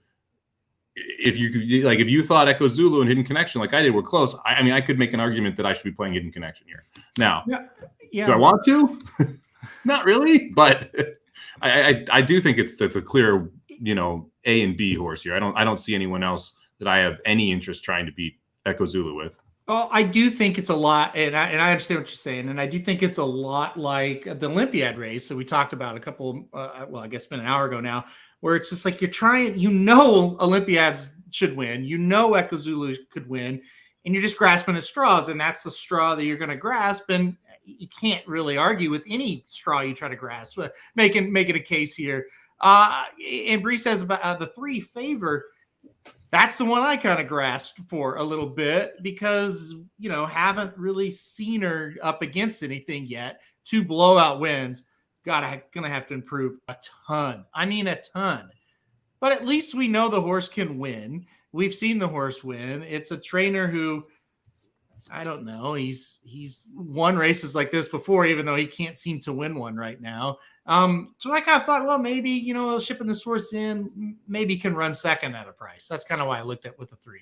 I mean, $500,000 Stone Street horse ending up in the Pletcher barn. I mean, like, this, you would expect the horse is going to take a step forward here. It's how big of a step forward, and how keyed up is Echo Zulu for this race? I think those are the two main questions. If Echo Zulu is at 100%, the favor's going to have to take a 25% step forward to be competitive here. Yeah. But we don't know what percentage we're necessarily going to get here from Echo Zulu, and so yeah, I could see that horse taking a step forward. It's just how big and if it's going to be enough. I don't know about you, but if this horse Turner Loose, if this horse wins, I'm going to throw up, because I thought that was such a worthless field last time out, and they ran so bad, and it's just like, well, the horse finished, and she was the only one, and she won. If she turns around and wins this one, I don't know. I just like was sick to my stomach when she won last time. What about you? Yeah, I like that race was such a mess last time. The thing with Turner Loose, and really that entire race, is it's hard to take anything out of it because of what happened up front. I can't remember the name of the Asmussen filly that was on the lead and ended up blowing a tire there. La Creek, there it is. Yeah. And she ended up being okay, which is great. Obviously, that was the main concern coming out of the race. She was going to win that race. And when she did have issues, she caused 3 or 4 other horses to have issues and kind of set it up so that the rail became open. It's really hard to look at that race and take very much out of it. Now, Turner Loose showed a bunch of heart being able to run that well in that spot. So all the credit to Turner Loose in that sense. But I don't think it was a very good race. And I think that, Hidden Connection, Lecrate, who I think was the best horse, obviously got taken out of the race and also took Hidden Connection out of the race. Yeah. So you had the top 2 horses kind of taken out of it. I just, I can't take Turner Loose at 8-1 against what's probably, ironically, a better field than that 11 horse field. The 6 horse field is better in this spot. Like I would need 25-1 to be interested in Turner Loose here. Right. No, I totally agree. I want to actually hit the try for $2 at Aqueduct, and it paid $57.12 for a 50 center. So, roughly, $215 basically is what Ashley just won. And that's, guys, let that be a lesson. Like, you can make money with the favorite. You don't have to always throw out the favorite every time. I mean, that's a really nice return. And you had chalk on top and logical horses underneath, horses that we talked about. So sub even money favorite, right? Wasn't the 10? The 10 paid $340 to win. And then, like I said, you had an 8 and 11 underneath. So congratulations. That's really, really good. And that's how you use favorites to make money. That's a really good example. So I wanted to point that out real quick. I'm glad you did, because Ashley was talking those horses up in the chat too while this was happening. Yeah. So it's not like this person, if you're joining late, it's not like Ashley just is making this stuff up. So we've got how close are we getting here now? We're 1 minute away. So right now, what do you guys think the daily double will pay is? Echo Zulu into our boy. Oh, I can't think of his name. Epicenter. Echo Zulu Epicenter double. What's it paying right now? For $1 or $2? For $1. What's the will pay? $3. $1. Wow. It's a $1 will pay for a $1 daily double, which means Epicenter is probably going to be like 1 to 5. So you're going to get back to back, 1 to 5 shots, something like that, in these 2 races here. So, Aaron, you just gave us this long monologue about how you can make money even when the favorites win. So how are we going to make money in these last 2 races? Honestly, you can't do it playing daily doubles with those 2. What you have to do is you got to play, if you like Echo Zulu on top, I mean, you're going to have to play her with like the 4 or the 5 here, right? Yeah. Like you got to go against the second and third logical choices and play your higher prices. So that's all you can do for this specific race. That's all you can do. The 1/6 exacta is paying $5 for $1. Honestly, I hate the 6 with all my heart, so I can't play that one. What is the 1/3 exacta playing? $5. That one would be the one I would play. So yeah, if you want, and again, if you like Echo Zulu, you got to play it straight and you got to play it short, right? So it's got to be 1/3 or 1/6 straight. I played the 1/6 straight because I do think you have excuses for Hidden Connection. I think we will have Hidden Excuses for hidden connection all the way until that horse retires. That's my thought on that horse. I hated that horse at the Breeders' Cup. I hated that horse last time. I hate the horse here. So watch, the 6 is going to win, and I'll just leave. Exit stage left. Yeah. Although the 1-3, I'm betting on a Pletcher horse to finish second. Who, I mean, his horses are just atrocious right now. So I don't know. I can't explain that. Yeah. All right, we got 1-4 straight here for Mr. Tux. Okay. Let's see. Anyone else? Anyone else hammer smooth ads? Oh, I like this. That's a call and a half. Bernabuzzi by 2. Sports Brothers, Ben and Theron. All right. Well, listen, I hope you have the horse bet, and I hope it wins because, I mean, that would be amazing. 5 going in right now. Is that right? Okay.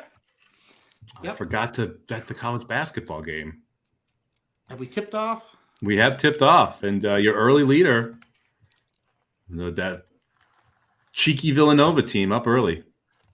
2-0 or something. Hard to root against the MILFs. I mean, the Cougars. All right. Here we go. I turn that on. All right. Damn rough. And Echo's gone. Okay, next race. No. Yeah, this is exactly what we thought. Yeah. Why are you rushing Hidden Connection? Like, why don't we just sit in third behind these two? Well, we're trying to win the race. Why you're not winning the race from going 3 wide and chasing Echo Zulu. Honestly, if the 2 or the 6 win, I'm going to be so mad. So mad. What were the off odds? You ended up getting 9-1 and 8-1 on them. So I guess if you were betting them, that's about fair. But 1-9 Echo Zulu.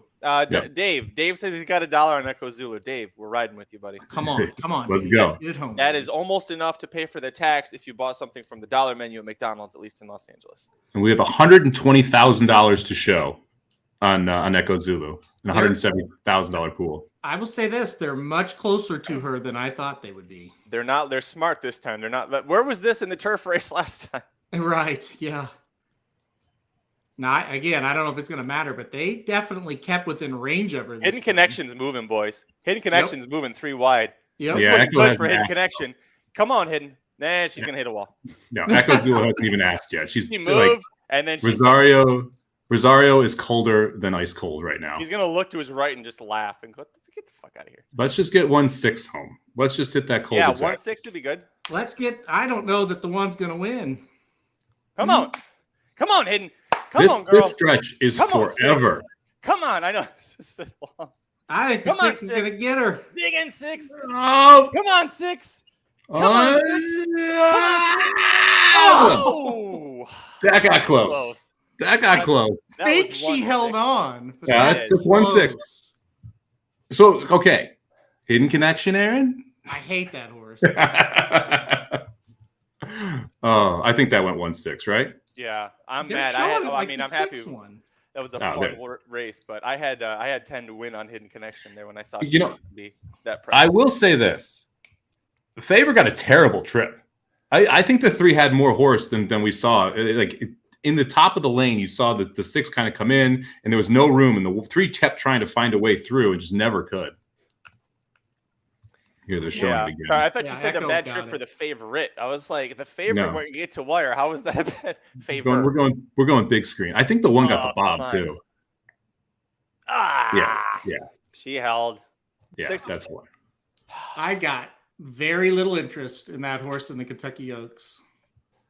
Echo Zulu? Yep. Off of a long layout, you're not going to forgive that? No. Long layoff? Nope. Well, let's see who's in that race. That's fair. That's fair. That's fair. You still don't want her? Second off the layoff? Nope. Wow. That looked like a 2-year-old to me that turned 3 and didn't improve a step. Spicy McChicken sandwich with dill pickles. That is the best thing on the dollar menu.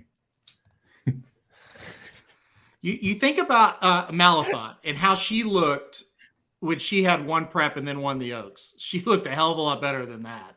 Yeah, that's fair. Yeah, Chris, I'm surprised the 6 didn't grind the 1 down there.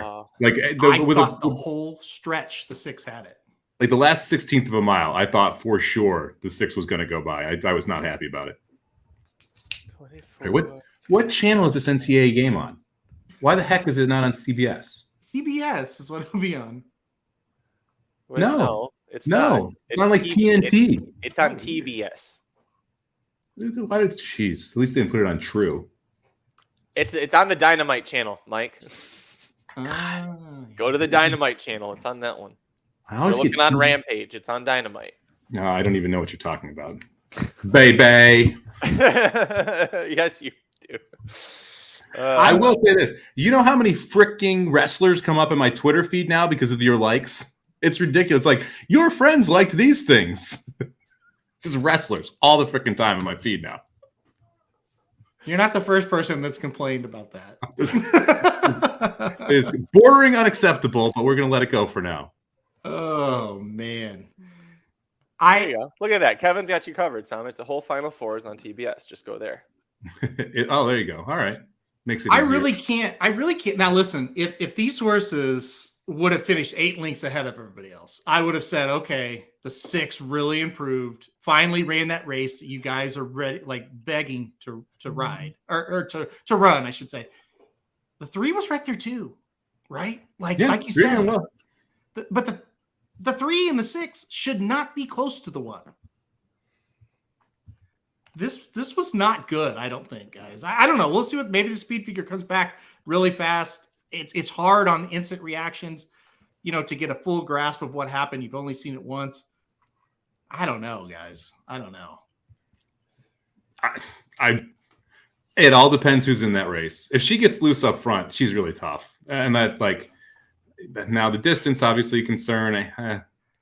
I don't know. Maybe I'm going to be against her because I was against her at the Breeders' Cup, and I still think the other horses got terrible breaks, and that was one of those where she tripped out pretty easily. But Somich, let me throw this out at you. She got loose today, going 1 mile and a 16th. I don't know if she got loose today. But okay, maybe she didn't. But the horses that were behind her are going to be behind her again, and they're going to go 1 mile and an 1/8. No, you're right. Yeah, I don't know. Yeah. Well, if she's going to be probably the favorite, right? That's going to be the problem. If she's 8-5, it's going to be like, nope, no interest, right? If you get less, if Secret Oath isn't there, she'll be less than 8-5. And look, I love Echo Zulu. I've never not picked her in any race ever. I just don't know. I know there's going to be progression second out, but man, it's going to have to be pretty significant, guys. That was shaky. So just so that everybody knows, the mile and the 16th Breeders' Cup Juvenile finished in 1:42.1. This was 1:43 and half, I think. It was a little over a second slower than the Breeders' Cup Juvenile Fillies. Now, you can make the argument it's their first start in almost 5 months here. So, but every single split was slower than the Breeders' Cup Juvenile Fillies when she was just literally out for a workout. If you remember that, never was asked, never really tried, never out of third gear. And here she was working every step of the way.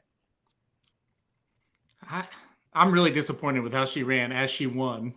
I mean, it's so wins a major prep first off the bench after winning a Breeders' Cup race. She sucks. And listen, a lot of it is I have no respect for the horse who got second, and maybe that was wrong of me, although she lost again. But maybe that's much worse trip than the winner.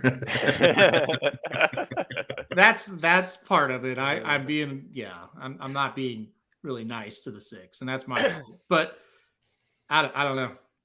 So we'll wrap this up here for the Fairground Oaks. Moving forward, Echo Zulu is either going to be the heavy favorite or co-favorite, depending on what Secret Oath does. It seems like Hidden Connection will go, as will likely favor the 3 horse for Todd Pletcher. But did we see the Kentucky Oaks winner today, gentlemen? God, Aaron, I was waiting for you. Yes, Hidden Connection. Honestly, I would. This is terrible because we have a lot of races left. I don't know what Secret Oath is going to do if she's in the Derby. I would think about playing favor in the Oaks off of this because, and again, I got to watch it back. But I thought she ran pretty well first stakes. First time 2 turns. Yeah. Also that. I thought she ran pretty well, and I think she'll be a price. Can I throw one at you? Sure. Kathleen O. Yeah. Honestly, you could throw about anybody at me. I'm hunting right now, guys. I'm hunting for something. Just like Houston's hunting for a basket, down 12-4 with 11 minutes left in the first half. Never doubt Papa Dude. He talks up Houston for 3 months on our show and then picks Villanova. So, if Secret Oath is in it, I mean, I think Secret Oath wins this race that just happened based on what we've seen her do at Oaklawn. Yeah. So, if she's in it, Jody, I think she's the favorite after this. Unless she runs like 8th in the Arkansas Derby. You just never know. But I don't think she's going to do that. Yeah, I don't think she's going to be in the Oaks. I mean, I think that's going to be your biggest problem with Secret Oath. I just don't. I think she's going to be in the Derby. I think she's going to win the Arkansas Derby. I do too. Or I mean, we saw the probables. When she runs second to Doppelganger, then she'll still have enough points to get in. Then it would be interesting. I'd be interested to see what they did if she runs second to Doppelganger.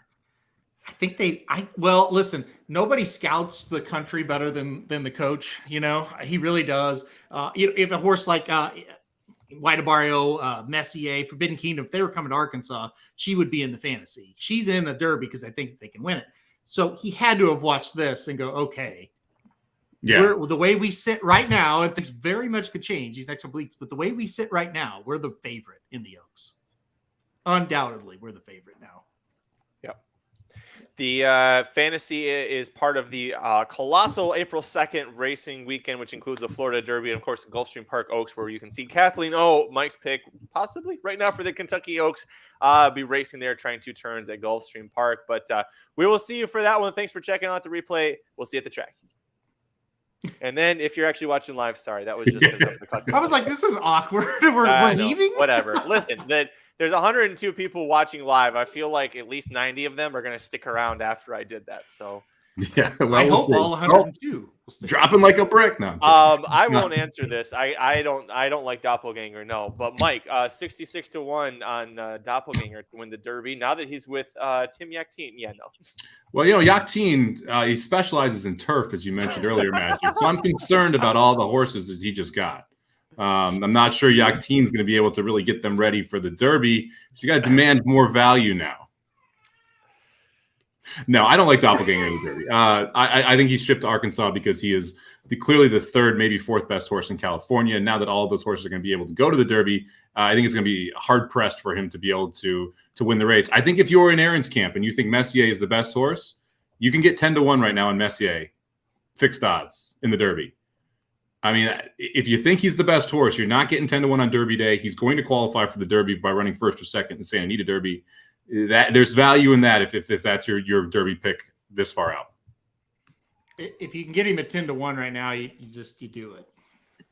It's just that simple. You do it because here's the deal. He's got to run 1-2. I think it's tough. I think it's going to be a really tough race for him in Santa Anita Derby. Everything sets up really well for Forbidden Kingdom. If he runs that race again, he's going to have to run really well. But even if he gets second, he's in. And then the pace dynamic dramatically changes in the Kentucky Derby, right? So you're still probably, if he loses at Santa Anita but gets second, maybe he's 8-1 on Kentucky Derby Day. So I think as long as you think he's that type of horse, 10-1's the price for sure.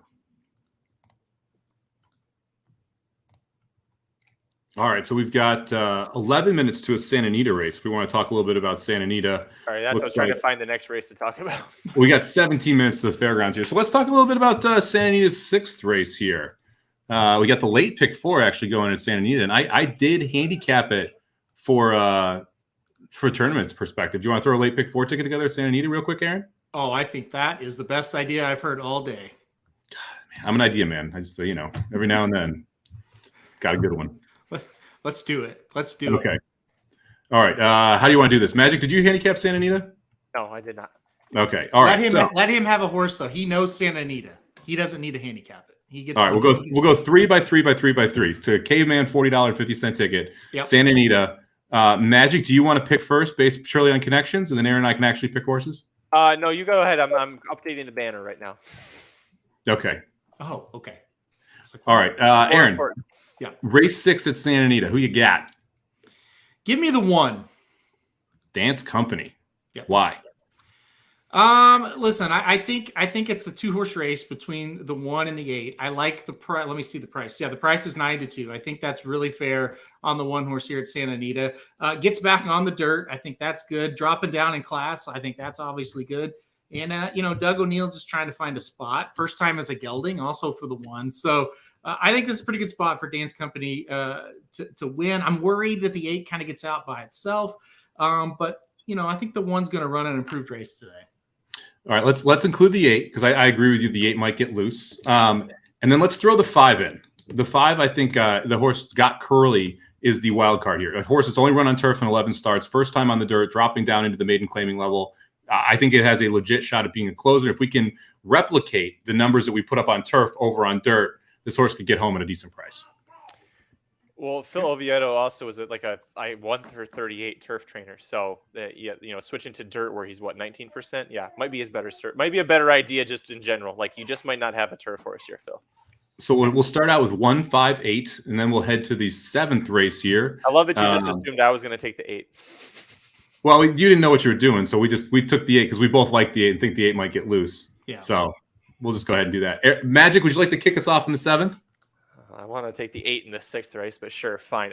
Listen, I'll stick with the 8 here too. Going to Vegas, I know going to Vegas quite well. We're going 1.5 miles. Going to Vegas, the type that likes to sit very close to the lead, doesn't have to be setting the pace, but can definitely sit up or close to it. Handles distance well. Is 2 for 3 when trying to go this far, and 5 of this 7 career wins have come at Santa Anita. They wouldn't have brought her back at 5 years old after she won a Grade 1 race last year at Santa Anita if they didn't think she still has talent. She has a lot of talent and ability. So we'll keep riding with her. And Umberto Rispoli, this might be his last win on her because I think he's out of here pretty soon. You want me to go or you want it, Aaron? Go on. You go. I'm going to roll with horse trying turf, I believe, for the first time here. Queen Goddess, the 6 horse out of the Mike McCarthy barn. This horse, I think, is going to sit a very good trip, stalking the pace. So my guess is 2nd, right behind Queen Secretary, is going to be an absolute bomb out on the lead. I think Queen Goddess gets first run. I think that the distance shouldn't be a problem. Turf shouldn't be a problem. The breeding fits for it. Getting 6-1 morning line. So give me the 6 Queen Goddess. Queen Goddess. Give me the 4. Closing remarks. I'll take the 4 here. Consistent runner here at Santa Anita and on the Southern California circuit. There you go. That's where I was looking for. 3rd last time out. Got beat by the 8 in that race. So give me the 4. I like the Queen Goddess pick there too. That's a nice one. Mm-hmm. Someone's got to hold us up. That's right. All right, let's move on to the 8th race here. And I'll go first in the 8th race. I'm going to take the 3 horse Fight On in the 8th race. This is one who I think is going to hopefully improve in this spot. I think it's setting up well. Now I have to pull my stuff. It's not reloading. Here we go. All right. So should sit well mid-pack. There's a ton of speed, specifically the 5 and the 9, who I think are going to go out early. I think the 3 horse is the one who sits the trip here, going 7 furlongs and able to run them down late. So I'll take the 3 Fight On to start out the 8th race. Go ahead, Magic. I mean, it's chalky, but the 2 California Street, Bob Baffert Jr., Tim Yaktine claims him back, had him 2 back. And it's interesting. Normally, I don't like a horse that's claimed off of Peter Miller or his new chef, Ruben Alvarado. And you see they've been trading this horse back and forth for different price tags. But Tim Yaktine proved you can actually claim off Peter Miller and win with this horse. And he's 3 for 5 going 7 furlongs, which is a very key fact. Umberto Rispoli just keeps riding. Doesn't matter who the hell is training. If it's O'Neill, it's Miller, Yaktine. Gallagher. He's going to be in the saddle. So I like to see that from it as well. So it's very chalky, 5-2, but I like California Street. I'm going to keep the chalk going. I thought that there was only 3 horses that could win, and the 3 horses that we're going to have. I like the 5 in this spot a little bit. The horses won 3 races in a row. Last time out, won at the 32K claiming level here at Santa Anita. Going to move up the starter allowances. I realize that's going to be a little bit tough, but I like horses moving up in class if they have early speed, and that's what this horse has. I think he's the one that's going to get clear. He's drawn inside of the 9, and so, well, we saw that doesn't always mean that the inside horse gets to the front, but the 5 should. I think Hernandez sends the 5, gets to the lead here, and is the one they're going to have to run down late. So give me the 5. Somich, who did you use? I forgot. I used the 3 Fight On. Yeah. Okay. I like so we're passing on I'm Corfu all the way outside for Doug O'Neill first off the claim. I think it's going to be tough I think the 5 is the superior speed horse, and I think the 5 and the 9 are both going. So if I was making a pick between the 2, I would pick the 5 as well. Yep. 5, definitely. Yeah, those three straight wins for Vladimir Surin. All right, last race, the get out, go home. 6.5 furlongs on the turf. Kick us off, Magic. Me? Are we going down the hill? We are. Oh, God, I love that we're going down the hill. Del Mona. Give me the 9 Del Mona here. I almost went with She's Bulletproof, but I love the fact Del Mona, first time in North America, this Irish bred, almost won over this course. Actually had the lead and then got caught very late, but it was her first time in, 5 months that she hadn't run. So you got second off the layoff. You 5-2 favorite, but Race Bully riding for Mullins. Race Bully's gonna, like I said with the last race, he's on his way out. He's trying to get as many wins as he can, but realistically, a great spot here. Mullins also 24% with a really sharp ROI in turf sprint. So it's chalky, but let's go with the 9. All right, Magic. I'm sorry, Aaron. Don't you mean Alex? All right, so I'll inject some prices here, or a price in here, I should say. I'm going to go with the 8. No, come on. That was going to be mine. Really? Oh, my gosh. Well, this horse is not going to be 15-1 if we both like it. Look, the horse cuts back. The horse has a lot of speed that should play very well here on going downhill. 15-1 is a crazy price. Yep. Listen, the time form numbers are very, very good for this horse. I don't think this horse should be anywhere close to 15-1. Like I said, I love it.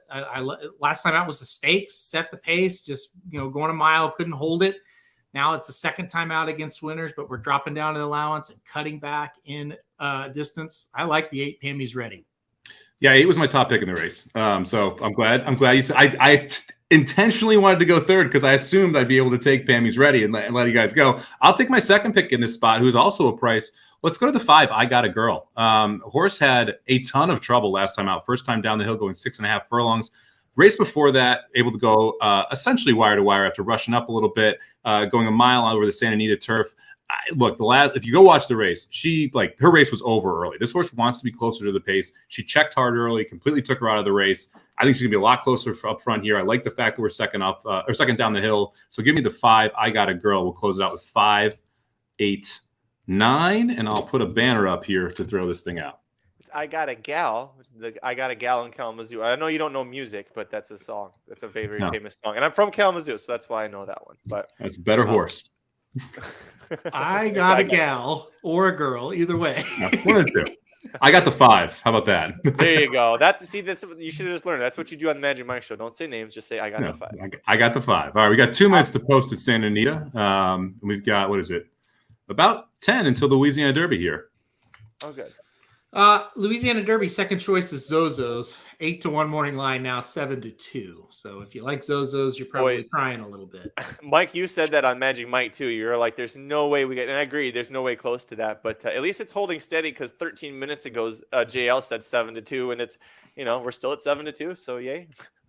Yeah, I mean that's a shitload of money when you're taking that into the teeth of a short price. Like that horse is taking a lot of coin, and I like. Look, 8 to 10-1, I'd be interested in Zozos. I don't understand this at 7-2. I'm not sure why you'd want a piece at this price. To me, it's way too short. Epicenter at 4-5 seems like too high of a price, to be honest with you. And the double actually floated up to $2.20, so that's not a terrible double for a buck. No, I mean it's not great. It's not what you're looking for, but again, and we've talked about this for the third straight time. You got a horse you don't think that's going to lose, and where do you stab at it, and where are you grasping for straws? And I had the same kind of horse. It's Zozos again because kind of the up and comer. We don't really know. First time against the stakes company. All the shit I talked about with the other 2 races. So that's kind of the one I grasped at. Who's this race's hidden connection? I'm not sure. Maybe Rattle and Roll. I mean, is that this race's hidden connection? I don't think so. No, Rattle and Roll. Not enough pace to help him. Pioneer of the Nile, maybe, or Pioneer Medina. To me, it's Epicenter's your best horse. Zozos has your highest upside. Galt and Pioneer and Medina are your most proven horses that are going to be forwardly placed. So those are the 4 horses I'm using. I'm not going to use anybody else in here. So to me, it's then figuring out how you want to order those 4. Mine would go Epicenter, Zozos, Pioneer, Medina, Galt. Although I may throw Zozos out completely and just play a try Epicenter over Pioneer, Medina, and Galt because you're going to take a lot of tickets off the board by leaving Zozos out. Yeah, there's no question that that's the one you kind of want to beat now that he's been bet down so hard. Let me ask you about this. There is a horse in this race that has beaten Epicenter here at this track. It's number 3, Call Me Midnight. What are your thoughts on him, or what did you do with him in this spot? Any interest in getting him involved? No, and here's why. Maybe if you want him to clunk up for third or fourth, you could make the argument. But Epicenter faced pace pressure that day. Epicenter will not face pace pressure today. Unlikely. Maybe you will. Maybe Galt will press. But we don't expect any pace pressure here from anyone else in the field. So Epicenter should be pretty loose. So if Epicenter is loose, I find it hard to believe Call Me Midnight's going to be able to run him down again. And Call Me Midnight also kind of snuck one by Epicenter there. I don't know Epicenter ever really saw him coming because he was so far wide in the track. And Epicenter is a horse that clearly digs in, has some heart. So I can't see Call Me Midnight on top. If you want to put the horse underneath, I wouldn't knock you for it because that was a great effort over this track. I just feel like this race is significantly deeper than what we saw that race, which is saying something because I don't think this race is all that deep. But I think this is a significantly deeper race than what we saw in the comp. Yeah, Call Me Midnight's a lot like Cavalry Charge, who we talked about in the Muniz. It's a horse that if you didn't like him that day at the huge price that he was, it's going to be hard to kind of swallow that down today at 7-1. And again, not to say he can't do it, just not one that I'm real interested in. Now, if he proves it again today, then you start to really, take him serious. So I agree with you on that one. Santa Anita, where are we? We about to go off here? Walking behind the gate right now. Okay. So we're in the chute for that 7 furlong race for 0 minutes to post. So we'll talk about that one, and they're on the track now for the Louisiana Derby as well. Okay, yeah, and so gosh, only 5 minutes away. This day has flown by, even though it's been a very long day with Dubai starting at 6:45 a.m. today. So, but yeah, here we are. Well, Epicenter at 4-5, and you're not getting that 1-5, 1-9 at least, right? So. Yeah, I mean, I felt you could make a better case for Epicenter or for Echo Zulu to lose an Epicenter, to be honest. Like, I thought this should be the shorter price of the two horses. So I'm a little surprised that you're seeing 4-5 on Epicenter right now. Yeah, I mean, if you love him, I wouldn't talk you off. I mean, I would love to see him bump up to even. That's usually my kind of cutoff line with those type of horses. But yeah, 4-5 is a little surprising. And maybe that Zozo's money has kind of floated him up just a bit. All right, they're getting in the gate here at Santa Anita. We'll watch it real quick. And we'll talk rattle and roll for Dennis afterward, because I know that we all have some pretty decent opinions on why we don't like rattle and roll. There's a lot. All right, Santa Anita here. We get the 158 to try to kick this thing off. We win against the morning line. No, I'm sorry. We win against a 3-1 shot, but he was not the morning line favorite. The 6. I didn't like the 6 that well. So yeah, I wasn't a big fan of the 6 either. I thought he was vulnerable in this spot. Yeah. Let's see if the 8 clears. That's our thought with the 8 here. So this should be a good sequence. If we get this leg through, I kind of like us going home here. I think we'll get to the last for sure. And the last one's the fun one. If we can get some prices there, that'd be great. Yeah, you're going to be live, and so it'll be a thrill. We do have the logical winner. They're off, by the way, at Santa Anita. Yep, and looks like it's going to be a 3-pronged battle here with the 6, 7, and 8 all bumping heads early. 8's going to be sitting on the outside of the 2 inside speeds, it looks like, and then the 6 is actually going to sit right behind the 7 or the 8 here. So 8 sitting in a good spot. If he's good enough, no excuse from right there. Yeah, he's in a good spot. The 1 is kind of starting to move up a little bit. You worry, though, are those horses a little too far out of it? Although 21 and 6, okay, they are going very quickly up front. Yeah, these are maiden claimers, remember, going this fast. So at first I was like, damn it, 8, why aren't you up there? I'm glad he's not up there right now. And now he's making a move. Yeah, the 8's looking pretty strong there. The 1 is starting to make up some ground. The 5 seems to be a better turf for us, unfortunately. Yeah, at this point, it looks like to me the 1 is a little. The 1's going to win for fun. You think so? I think the 1's going to win for fun. The 1 definitely got the ideal trip you wanted, just way back. But hey, buddy, get out! Don't try and split. What are we doing? Oh my God! We just got maybe the worst ride in the history of rides, and now we're going to lose. I mean, he still might win. I'm not like he clearly has the most horse. He wins this race. He's got it. He's going to get up. Bang. Whoa! There it is. I told you, he should have won for fun. Oh, wild. We'll kick it off with a 5-2 winner. All right, we'll take it. It would have been nice to get a better price. That was a Daniel Herrera. I actually like a lot, that jockey on the 1. That was not one of his highlight reel rides. If I owned that 1 horse, when that jockey got back to the winner's circle and got off, I'd pick him up and punt him all the way to Santa Monica after that one. We do not support jockey abuse here. That is a long distance, by the way. Yeah. If anybody doesn't If know, you can punt him Santa to Anita and Santa Monica, you were in the wrong like world here. You should be an NFL kicker. I can't imagine owning that horse and watching that. And I Luckily- guess it's all good because you won, but holy cow. All right, we're sitting at 1 minute to post here in the big one, the Okay. Louisiana Derby. And the other thing that's sitting at 1 is the odds on the 6, currently sitting at even money. I bet him. Even money. The double's paying $2.20. Like, it's wild. Here's the deal. He could lose. They all could always lose, but that is a pretty good price on that horse. It really is. He beat Tougher last time out. To me, this is a great price. Yeah. All right. Let's go cold top. Okay, real quick, rattle and roll. Let's at least talk about rattle and roll because I know a lot of people like him. I have no interest in Kenny McPeak with 3-year-olds when they're not a monster price. This horse, I don't think beat anything at all. And I know Classic Causeway was in that Breeders' Cup Futurity, but Double Thunder's not very good. Classic Causeway's improved a ton since then. Rattle and roll came back off the layoff, was not great. I don't have a bunch of faith here in McPeak. You guys? No, you nailed exactly what the issue is. It's McPeak. The guy hasn't. We talked about in the Magic Mike show, but the guy hasn't done jack shit with 3-year-olds since January 2nd when it comes to stakes races. Like they'll work out and they'll look great, and then they run like shit. I'll just keep it simple. We've talked about like Giant Game. People seem to be obsessed with that horse. I'll just keep saying what I'm saying about all these McPeak and Roman horses. They're not for me. They're not for me. But look, I can get behind them when they're 15-1. Yeah. When they're 9-2, it's really tough for me to be like, yeah, this McPeak's going to improve by 15% and somehow all of a sudden run way better. Like it's tough for me. I just locked in a 6 with 7-8 with 7-8 try. I'm probably going to play 6 over the 2-7-8 super.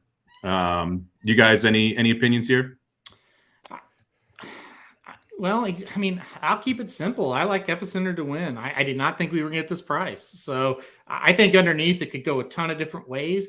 I certainly could see Zozo's running well, but these horses, when they're jumping up here like this, right at the last, it's purely 50-50 how they'll handle it, right? So the other one I would play is the 7. I think Pioneer of Medina makes a lot of sense underneath. So I get why you're using the 7 here. 6-7 exact is $14 right now. That makes sense. That makes sense. Yeah, I think you got to respect Galt too, who has been running against better. Galt is going to be at least Galt will be like an interesting measuring stick, right? Yep.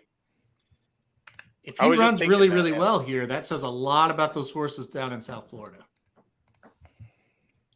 I agree.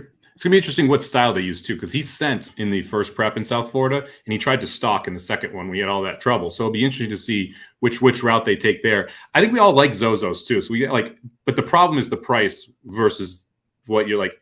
The true odds on that horse should be 7-8-1, and you're sitting at 7-2. Yeah. Well, I mean, I think he's got, if there's somebody going to upset him, I think it is Zozo's. So we'll see. I don't think he's quite good enough, but he certainly has 2 really good starts. All right, here we go. Into the gate. Let's see if there's any pressure at all in Epicenter here, if he's able to just walk out front. Oh, broke well. Yep. And Galt doesn't look like he's going to press. Well, Zozo's trying. I'm kind of surprised that they're not sending more. It looks like he's going to stalk today. We're going to finally see if Magic's right that he can stalk. Well, man, Joel. What I don't know what the fuck. Joel has had such a day. He's like, you know what? Everything else was too easy. We're going to do this now. I'm not sure why we decided to stock here. All right. Well, that makes even money more interesting. And it's not like they're flying at 23-1. It's a pretty sharp opening number, but not like crazy. If this screen is right, Zozo's is 5-2. He got bet down to 5-2. Yeah, that's why Epicenter's even money. The money kept pouring in on Zozo's. I mean, people love the new shooter, man. They do. He's undefeated Brad Cox. It looks sexy at fairgrounds. And listen, he's got a great shot because I have no idea what's happening with the other one. So we're going to start running here in a second. Joel's still got his hands up. But he thinks he's loaded. Joel thinks he's got a ton of horse. Yeah, he hasn't asked that horse to do anything yet, while the other two are starting to get asked. So this is really interesting. He looks him out, Joel. There we go. Yeah, all right. Really making much of You've got everything your way, Joel. Now go. Get after him. Get after him. Oh, wow. Get and after gone. Him. Boom, boom, boom. And gone. Can we get this 8 up for third? Can the 2 quit? Oh, wow. Or at least get the 8 in fourth? Okay, don't jump the rail, buddy. Like, he cut over a little too close there. Come on.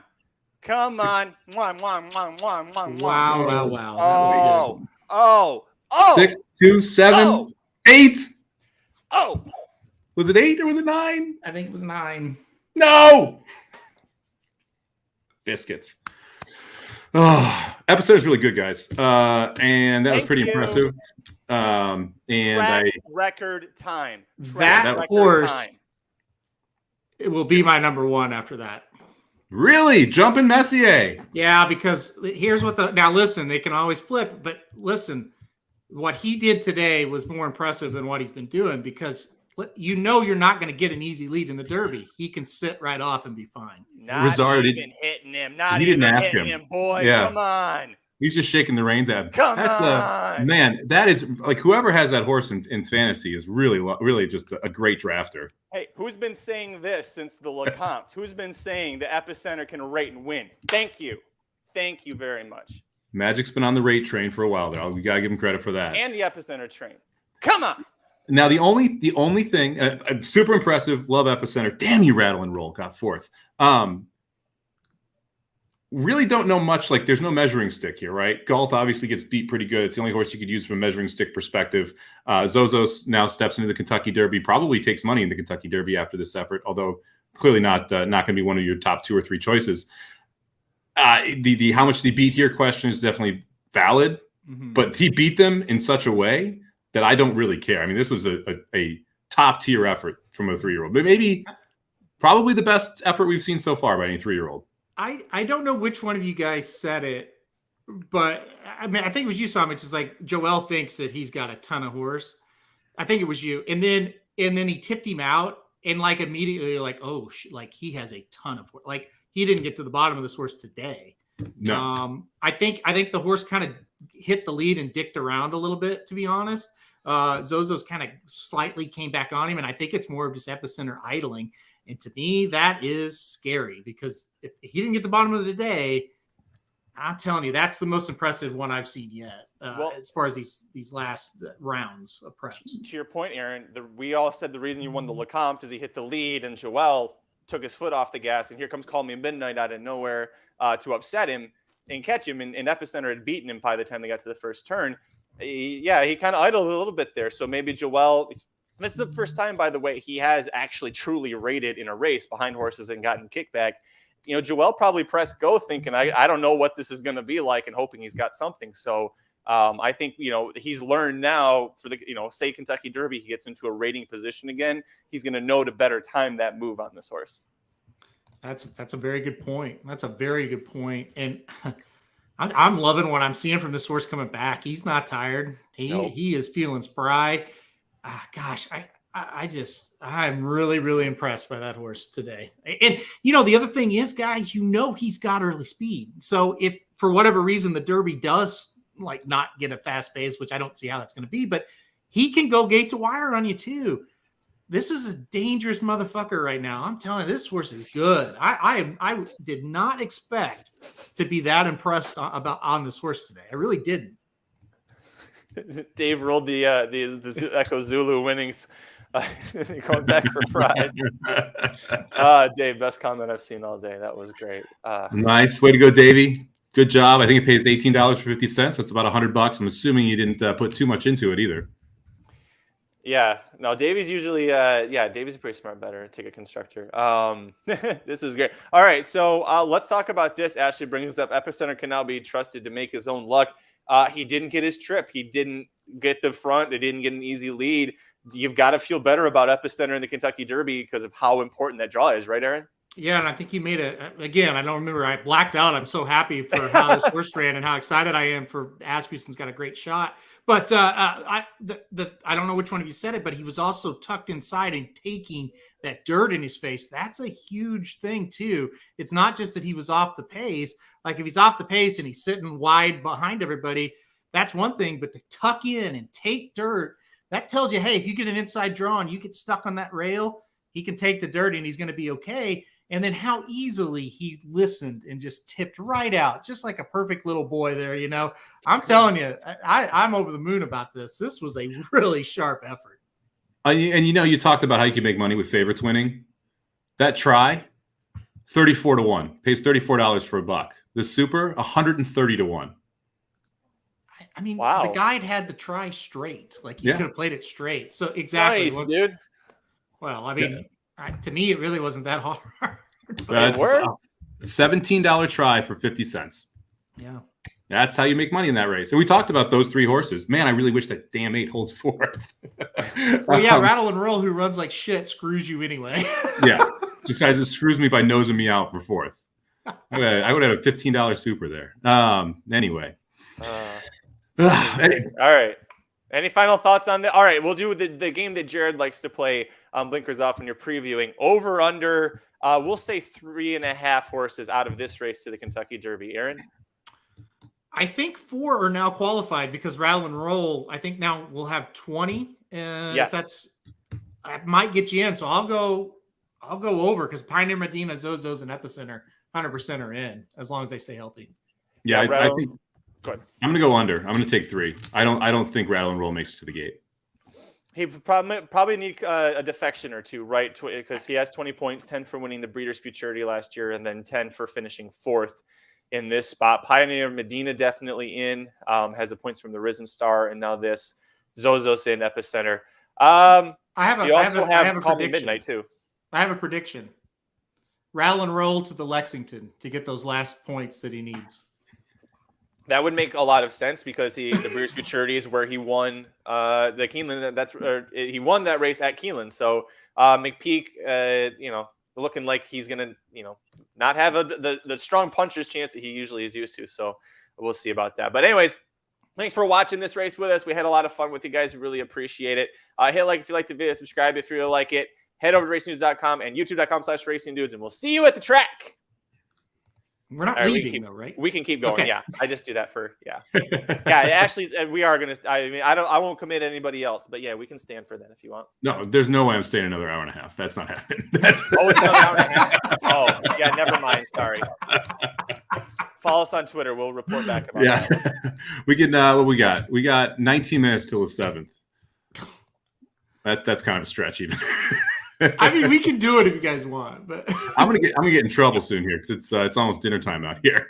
Let's do this race and then we'll leave them for the last 2. How about that? Okay. All right. I'll commit to it. Can we gush about what we just saw more or no? We're done with it. I mean, it's my fantasy horse. You gush about him all you want. It was really good, guys. He's really good. Sorry, Mike. It's fine. Whatever.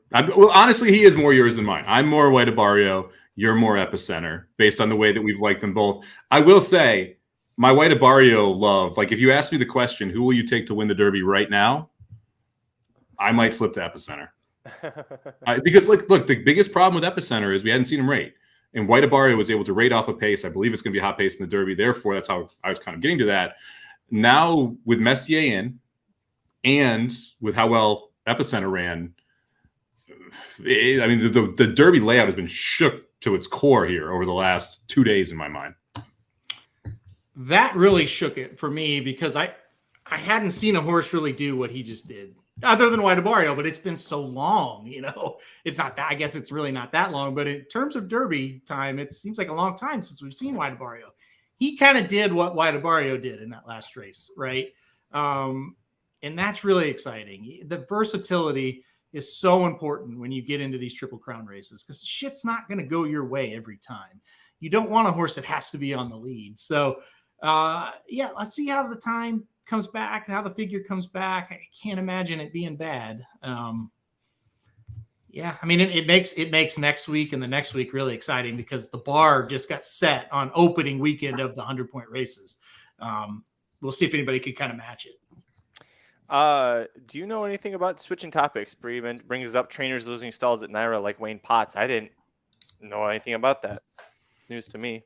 Now he brought them all to Oaklawn and they're running up the screen. So Wonder why. Explains why he's got a 50 instead of 20 over there now, I guess. They'll take anybody. You're not upset about that. Ashley wants a good try for this race here at Sandy. This is the Santa Ana Stakes, a great 3.5-mile turf race. Gets a little tricky here. So if you want to construct a try, Aaron, where do you start? Do you look for the speed and to see if there's someone who could go gate to wire? Boy, it seems like we've done a pretty good job playing favorites and getting them home and actually making people a little bit of money today. So here, though, I think the narrative changes a bit. I think going to Vegas is beatable. And, you know, I would kind of just play the horses that we played with our pick 4. I'm trying to find where that is now. 468. Oh, 468. Yeah, that's what I thought. I really liked the 4. I like Somich's point on the 6, getting back to the turf. So to me, those are your 3 that you started with: the 4, the 6, the 8. That's your horses that you're going to build this thing around. You know, to me, I would almost go 4, 6 on top, and then play the 8 in the 2nd and the 3rd spots with with another horse. Any love for the 5? I was between the 5 and the 6 in my tournaments. I ended up going with the 6. I thought the 5 was a live long shot, second off the layoff, second out as a 4-year-old, second time in the U.S., second time in the barn. Just a bunch of logical improvement angles. Pratt took them out for the win. To me, this horse could be awfully live. Had run out without Lasix his entire career before the last race. We're going back to no Lasix here, so I'm not concerned on that angle. Cedillo, not the best turf jockey in the world, so that would be my biggest concern there. But I thought the 5 at a price was interesting too. I don't think the 5 should be 11-1. Absolutely, I do not. So, yeah, beat Miraz last time out. Not a bad horse. Well, you would also, let me tell you that, like, an angle Aaron has used before is like, if Pratt was on this, Pratt's only not riding because he's in Dubai. Like, if Pratt was in America, he'd be riding this horse, and it's not 11-1. It's half that, if not lower. So I think this is a good horse to use. You have to like the fact that this horse gets privately purchased and brought over, and the first thing they do is go straight into a Grade 1 race at Woodbine. Like, that's not an easy track to do, and that's not an easy thing to try and accomplish. And the horse didn't, finish within 2 lengths of Muta Makina, who was on a roll at Woodbine. So, listen, we didn't use the horse, so I don't want to talk her up too much, but it's 11-1, especially. That's a nice horse to use. Gosh, I'm thinking about the try as you were talking. The problem is I just don't think going to Vegas is going to be out of the number here. I would agree with you there. It's hard to throw going to Vegas out completely, and that's what I'd love to try and do in these spots. Yeah, like we've talked, the 4, the 5, the 6. A box try 4, 5, 6 makes sense, but the 8 is just the problem. Yeah, I don't love the 4 coming from that far back. Yeah, the 4 is a really great Calbred. There's enough talented horses in here to beat her. I would probably play like a $5 try, 6 over 5, 4, 5, 8, or play 6 with 8, 5 with 4, 5, 7, 8, something like that. But I would key the 6 on top here, just to try and create value, because I think the most likely outcome is this run 6, 8, or 8, 6, and I would rather have these 6 on top for tries.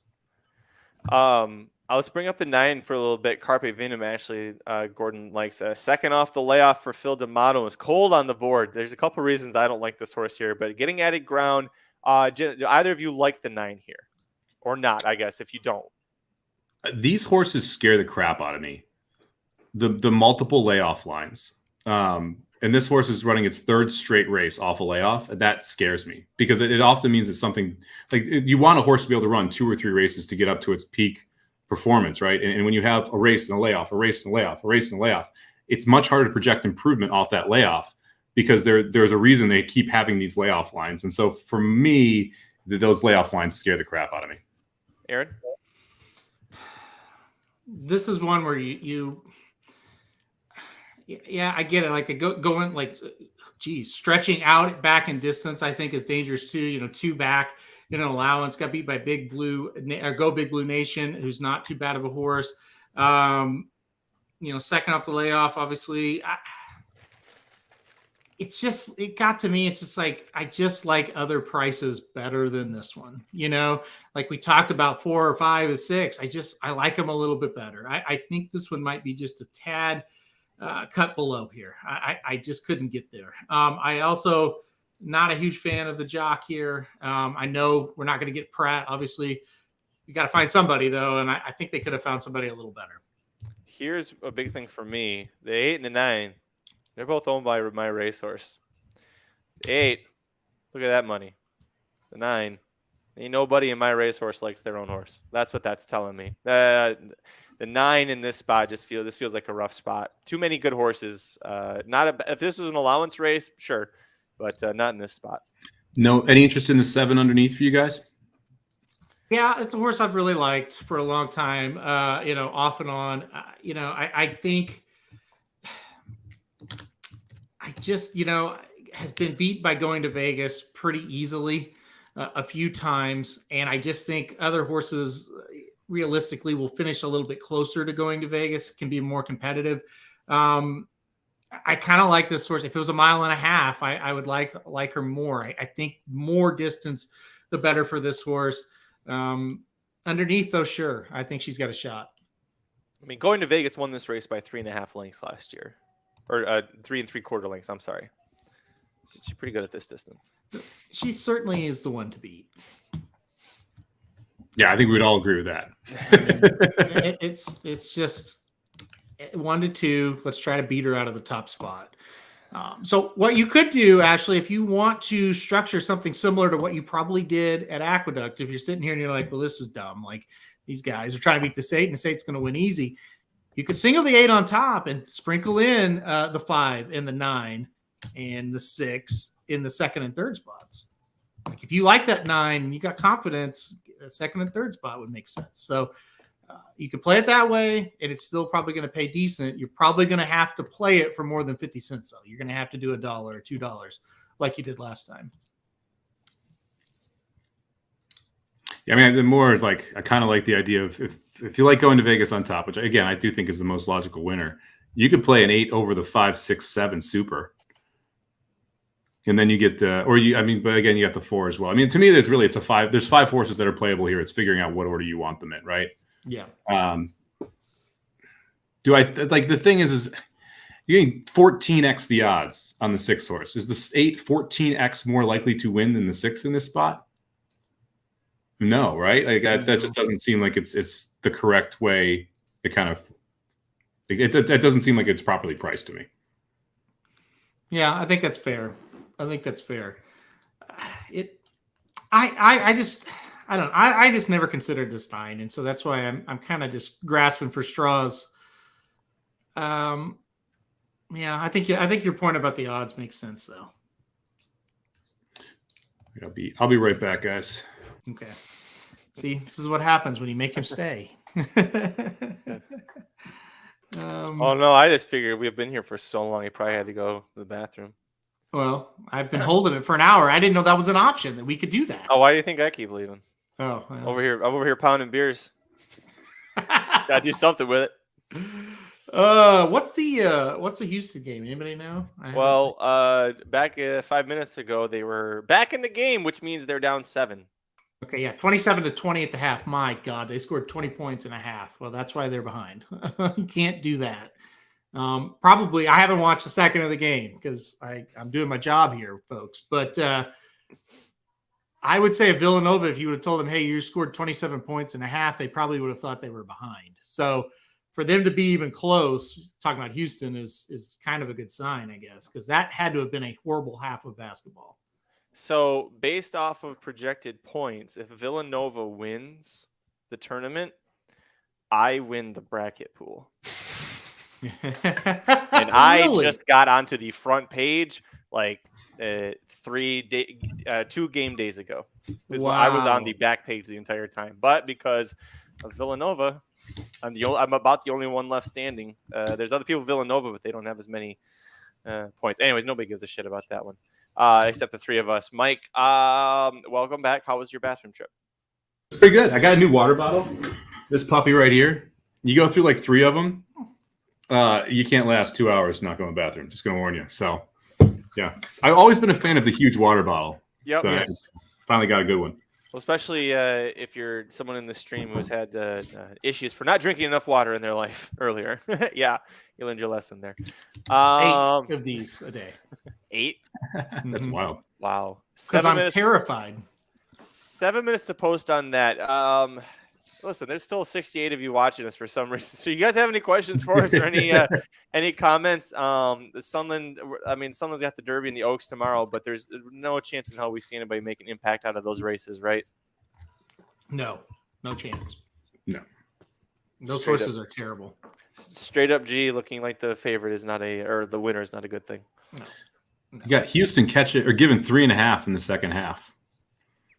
We were just talking about that when I walked away. Yeah. Well, we were saying how bad of a half of basketball that must have been. The score is 27-20. Well, this was an under game. We talked about it. I don't know, way early in this feed. I don't even remember when we talked about it. Maybe that was you and me, Magic, on the Magic Mike show. But this is one of those just like 2 classic under teams here because Houston just D's up with pressure defense, and Nova doesn't have the athleticism to be able to get easy shots against them. I get it, but they scored 47 total points in the first half. Yeah. Good Lord. I mean, they definitely set basketball back a little bit. I'll give you that. This is an Elite 8 game. Something. The 2 teams in the Elite 8 shouldn't combine to 47 points. I think it went under. Yeah. By 20, probably. All right, so we got 5 minutes to this race. So if you had bet the over in that game and you saw the first half score, you'd probably be looking at this going,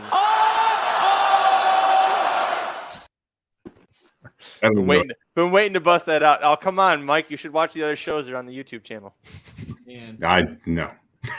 I didn't know that this was loaded on here. This is great. I put it back on everybody's now. So it's it was too good to not give to the rest of us. So without just like inside baseball here, Magic, did you edit that earlier video thing we did yet? The intro part, yeah. Excellent. Yeah, I'm excited for that. I'll do it after this so we can put the intro out there. What? I'll put it up here right now. We got a new segment coming out. Do you want to premiere the intro, Magic? Yeah, do it. Let me see if I can find where I saved it at. Wait, have I seen this, Magic? I think I've seen No, it. I just made it earlier. Oh, No. Okay. I pulled an Aaron and I was in the shower and I got an idea. That's where the best ideas come, dude. It really. I'm telling you. All right, I found it here. Let me get it loaded here for a second. I was very proud. I was very proud of like the whole like Mike from start to finish, and we like I literally like was done working out, sweat dripping, and Mike tells me what we want. He's like, "You ready?" And I was like, "Shit, let me grab a microphone." And this is what we did. You got a terrible trip. Stable it up. You stable him up. You stable it up. No, you stable him up. Stable it up. Stable it up. I have a horse I want to stable up, so we're going to do a new sequence on YouTube called "Stable Him Up," and that's the intro. Yes, that was great. That was fantastic. It's all this guy right here. Wow. Idea Man, what can I say? What a goddamn good movie. It still holds up. Still makes me cry laughing. It's still an excellent movie. I watched it the other night. I was pretty happy with it. All right, we got 3 minutes to post. What are we going to do? We're gonna root for our pick 4. Okay, I'm gonna bet some supers. Bree, tell us in the chat who the 6 trainers are that got denied stalls at Belmont. That's funny. Yes, please tell me. And Ashley says Turdway is so hard. Oh, Turway. I thought it said Turdway, really. Honestly, for Turfway, and I love all tracks, and I'll watch it from time to time. If you're betting it, you're either insane or you're drunk, and either one's fine. If you're those 2 things. Other than that, stay away from it. The carryovers are worth playing. You get some decent pick 5 carryovers there. That's fair, I guess, but it's. Dennis was talking about Turfway an hour ago in the chat. I had to go find it. Because he's insane, and he'll tell you he's insane. And probably drunk, too. No, he's at work right now, so he'll be drunk later. Well, by the time the first post, maybe he will be. It is wildly difficult to handicap. Yeah. It's really tough. Oh, you know what we have still? Oh, guys. 12 minutes to Sam Houston, number 2. It's Texas night. Oh, yes, it is. Yep. We've got $100,000 stakes up next coming from Sam. Man, should I try and put together a late pick 5? What time's the live stream for the Sunland Derby? Ken wants to know. Yeah, I'm not sure we're going to make it. Ken, I tell you what, you set up the room, Ken. We'll meet you there. Wait a second. That's the message I get told when nobody wants to do it. Yeah, you set the room up. We'll see you there. Honestly, you could push for a late pick 4 Sam Houston show and might have a shot at it. It starts at 10 o'clock Eastern. Okay, Ken. Throw Ken. We will be live during the Sunland Derby. It just won't be the people you see on the screen. Because tomorrow at 6 o'clock on the Dudes Who Bet Sports show, we are doing the late pick 4 at Will Rogers Downs for Monday because we will be there. So we're going to do a show on the late pick 4 at Will Rogers Downs. We're going to recap college basketball, and we will cover, now that I realize it's going to be on, the Sunland Derby. So tune in. There you go. Magic's going to jump in so we can do the Sunland Derby recap with Papa Dude and Aaron. Oh, now that would be kind of funny. Let's do that. We'll have to check and see if the time's the same. Yeah. No, it is 6:15, and is the Sunland Derby, and we'll be on from 6 to 7. So, and yeah, anybody that wants to come in and join us for the Sunland Derby or the Will Rogers late pick 4, come on in. That's great. Back to the Turfway thing. So, Deanie, I've hit the late pick 4 at Turfway the last 4 Saturdays. So, what's your drink of choice, and how many times has that white jacket had the sleeves connected? I mean, drunk and insane. Tip of the hat, number 1. I mean, that's incredible. And just keep it rolling. Good luck. You're better than me. I cannot handicap that track. Never have been able to. Well, I feel like Turfway's almost playing a lotto ticket. In a way, like that you're throwing like $20 at a scratch off, and you can hit for a few thousand if you get the little pumpkin logo in the right spot. But it doesn't seem like it seems very difficult to be consistent at Turfway Park. Speaking of lotto tickets, that we never did talk about it, but that guy who hit the person who hit that ticket, that was all the NBA first shot parlays. It was like $18 and it paid $54,000 or whatever on FanDuel. Yeah, that's a lotto ticket too. Yeah. Whoever the who wins every face-off every night parlay in the NHL, the first face-off of each game, that's a lotto ticket. All right, Daryl said third option to gin, and that's another one, yeah, for sure. I could have honestly run a mile and a quarter faster than they loaded these horses for this race. I thought they already hit the wire. We were just messing around. I'm gonna disagree with that. Let's do that somewhere. Let's have you run a mile and a quarter, and I'll count the load here, and we'll see what happens. You know what is on the turf? Actually, probably not. I'd probably slip a lot. I have heard that the Santa Anita turf is slick. Oh, yeah. Don't get me started on that. Flavian Pratt's leaving because of it. He's going to go to New York where it's never slick. They are off, and they are pumping on the 6. He wants to be forwardly placed here. The 3 is going to make the lead. The 8 is going to get stuck way wide and way not in the position she usually likes to race. So you've got cheap speed up front at 45 to 1. Now it's going to be interesting what the jockey on going to Vegas does here. Do you sit and go 3 wide, 3 wide? Do you make a move into second and sit behind the 3? It looks like it's going to sit there 3 wide in that second group. It's going to. There you go. 7 backed off.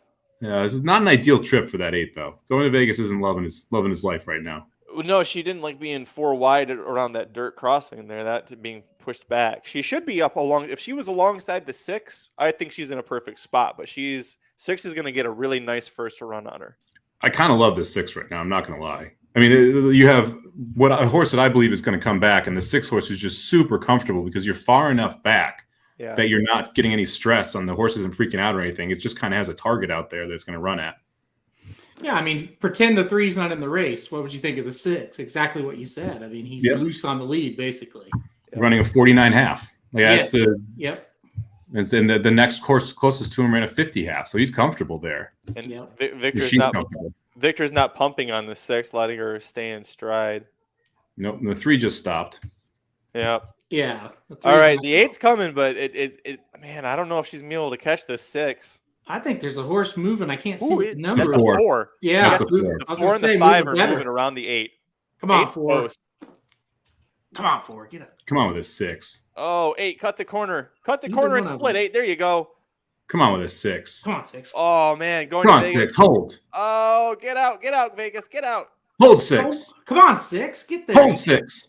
She's a 6, 8, 5, 7. Come on, baby. Get up 7. 6, 8. Oh, Vegas, no, 6, don't 8, 4. 7. 6, 8, 7, 4. Oh. That's all right. We're alive. That is Oh, a nice. I had a monster. Minute I had 59.7 is a sharp time mile and a quarter on the turf. God, that 6 was loaded there. She went 23 and 2 in the last quarter mile. It The just 6 trips did. out. I mean, that's exactly what you want. When the 8 didn't sit in second, that 6 was going to be tough to beat the whole way around. So, did it come in 6, 8, 4? 6, 7, 8, 4, 5. 7. Okay. I had a 6 over 5, 7, 8 super. Oh wow. That four really got me there. And it looked like the 4 was going to finish out of it, but the 5 kind of quit. Yep. I thought the 7 was going to get by, and the 5 was going to end up running 4th. 6. Ooh. Oh, that's cool. But 6, 7, 8, 8, 7, and then 4, 5. Was it 6, 7, 8? Did the 7 get second? That was this is at an angle too, but I thought it was 7. that's 7. Oh, wow. Oh, That's At very that- close. that's at an angle too. That's not head on. So Oh, boy. That's we're rough. alive. We're in a good shape with this pick 4 right now. Yeah, we're cooking with fire now, baby. We Yes. We got thought we something. could beat that horse. I should have bet the 6 to win. I feel like an idiot for not just betting the 6 to win. Oh my gosh. Well, like again, it's like you guys said it. It's the trip, a perfect trip. And the 8 quickened, but could not catch that 6. Too far No. away. It just wasn't the trip the 8 wanted. The 8 was 3 to 4 wide down the hill. Was 2 wide around the first turn. Never got the rail. Never got just not what the 8 wants. Wants to be on the lead or close to the lead and doesn't want to be sitting wide. Yep. All right, so we've got for everyone who's still here, this is the rest of the sweat here. We've got 2, 3, 5 with the 5, 8, 9. We got some prices in that last leg, so hopefully we're right there. Let's get this puppy home, man. I know. Now I got to watch these last 2 races, like I wasn't anyway. Santa Anita, John, where you did the late pick 4? That's the ticket that's going to be up right here. Yeah. So Well, if you guys want to stay, you can. I do have to go. No. being I'm out. We're waiting for you to wrap it up, man. Yes. Oh, okay. Well, here, that's the end of it. So root home 2, 3, 5 and 5, 8, 9, and we'll see if we can get these home. There's a lot of fun. We appreciate everybody joining us. Before you leave a like, leave a thumbs up, however you can. Subscribe to the YouTube channel. Make sure you subscribe to us on the podcast. We have Blinkers Off and the Magic Mike Show and Dudes Who Bet Sports. 3 great programs coming at you every week. RacingDudes.com for all of your horse racing and sports needs. He's Aaron Halterman. He's Magic Mike, or he's Mike Somich. I am Magic A. Curtis Kalleward. Thanks so much for joining us. We'll see you again next week to do this whole thing again for Florida Derby Day. Take care, everybody.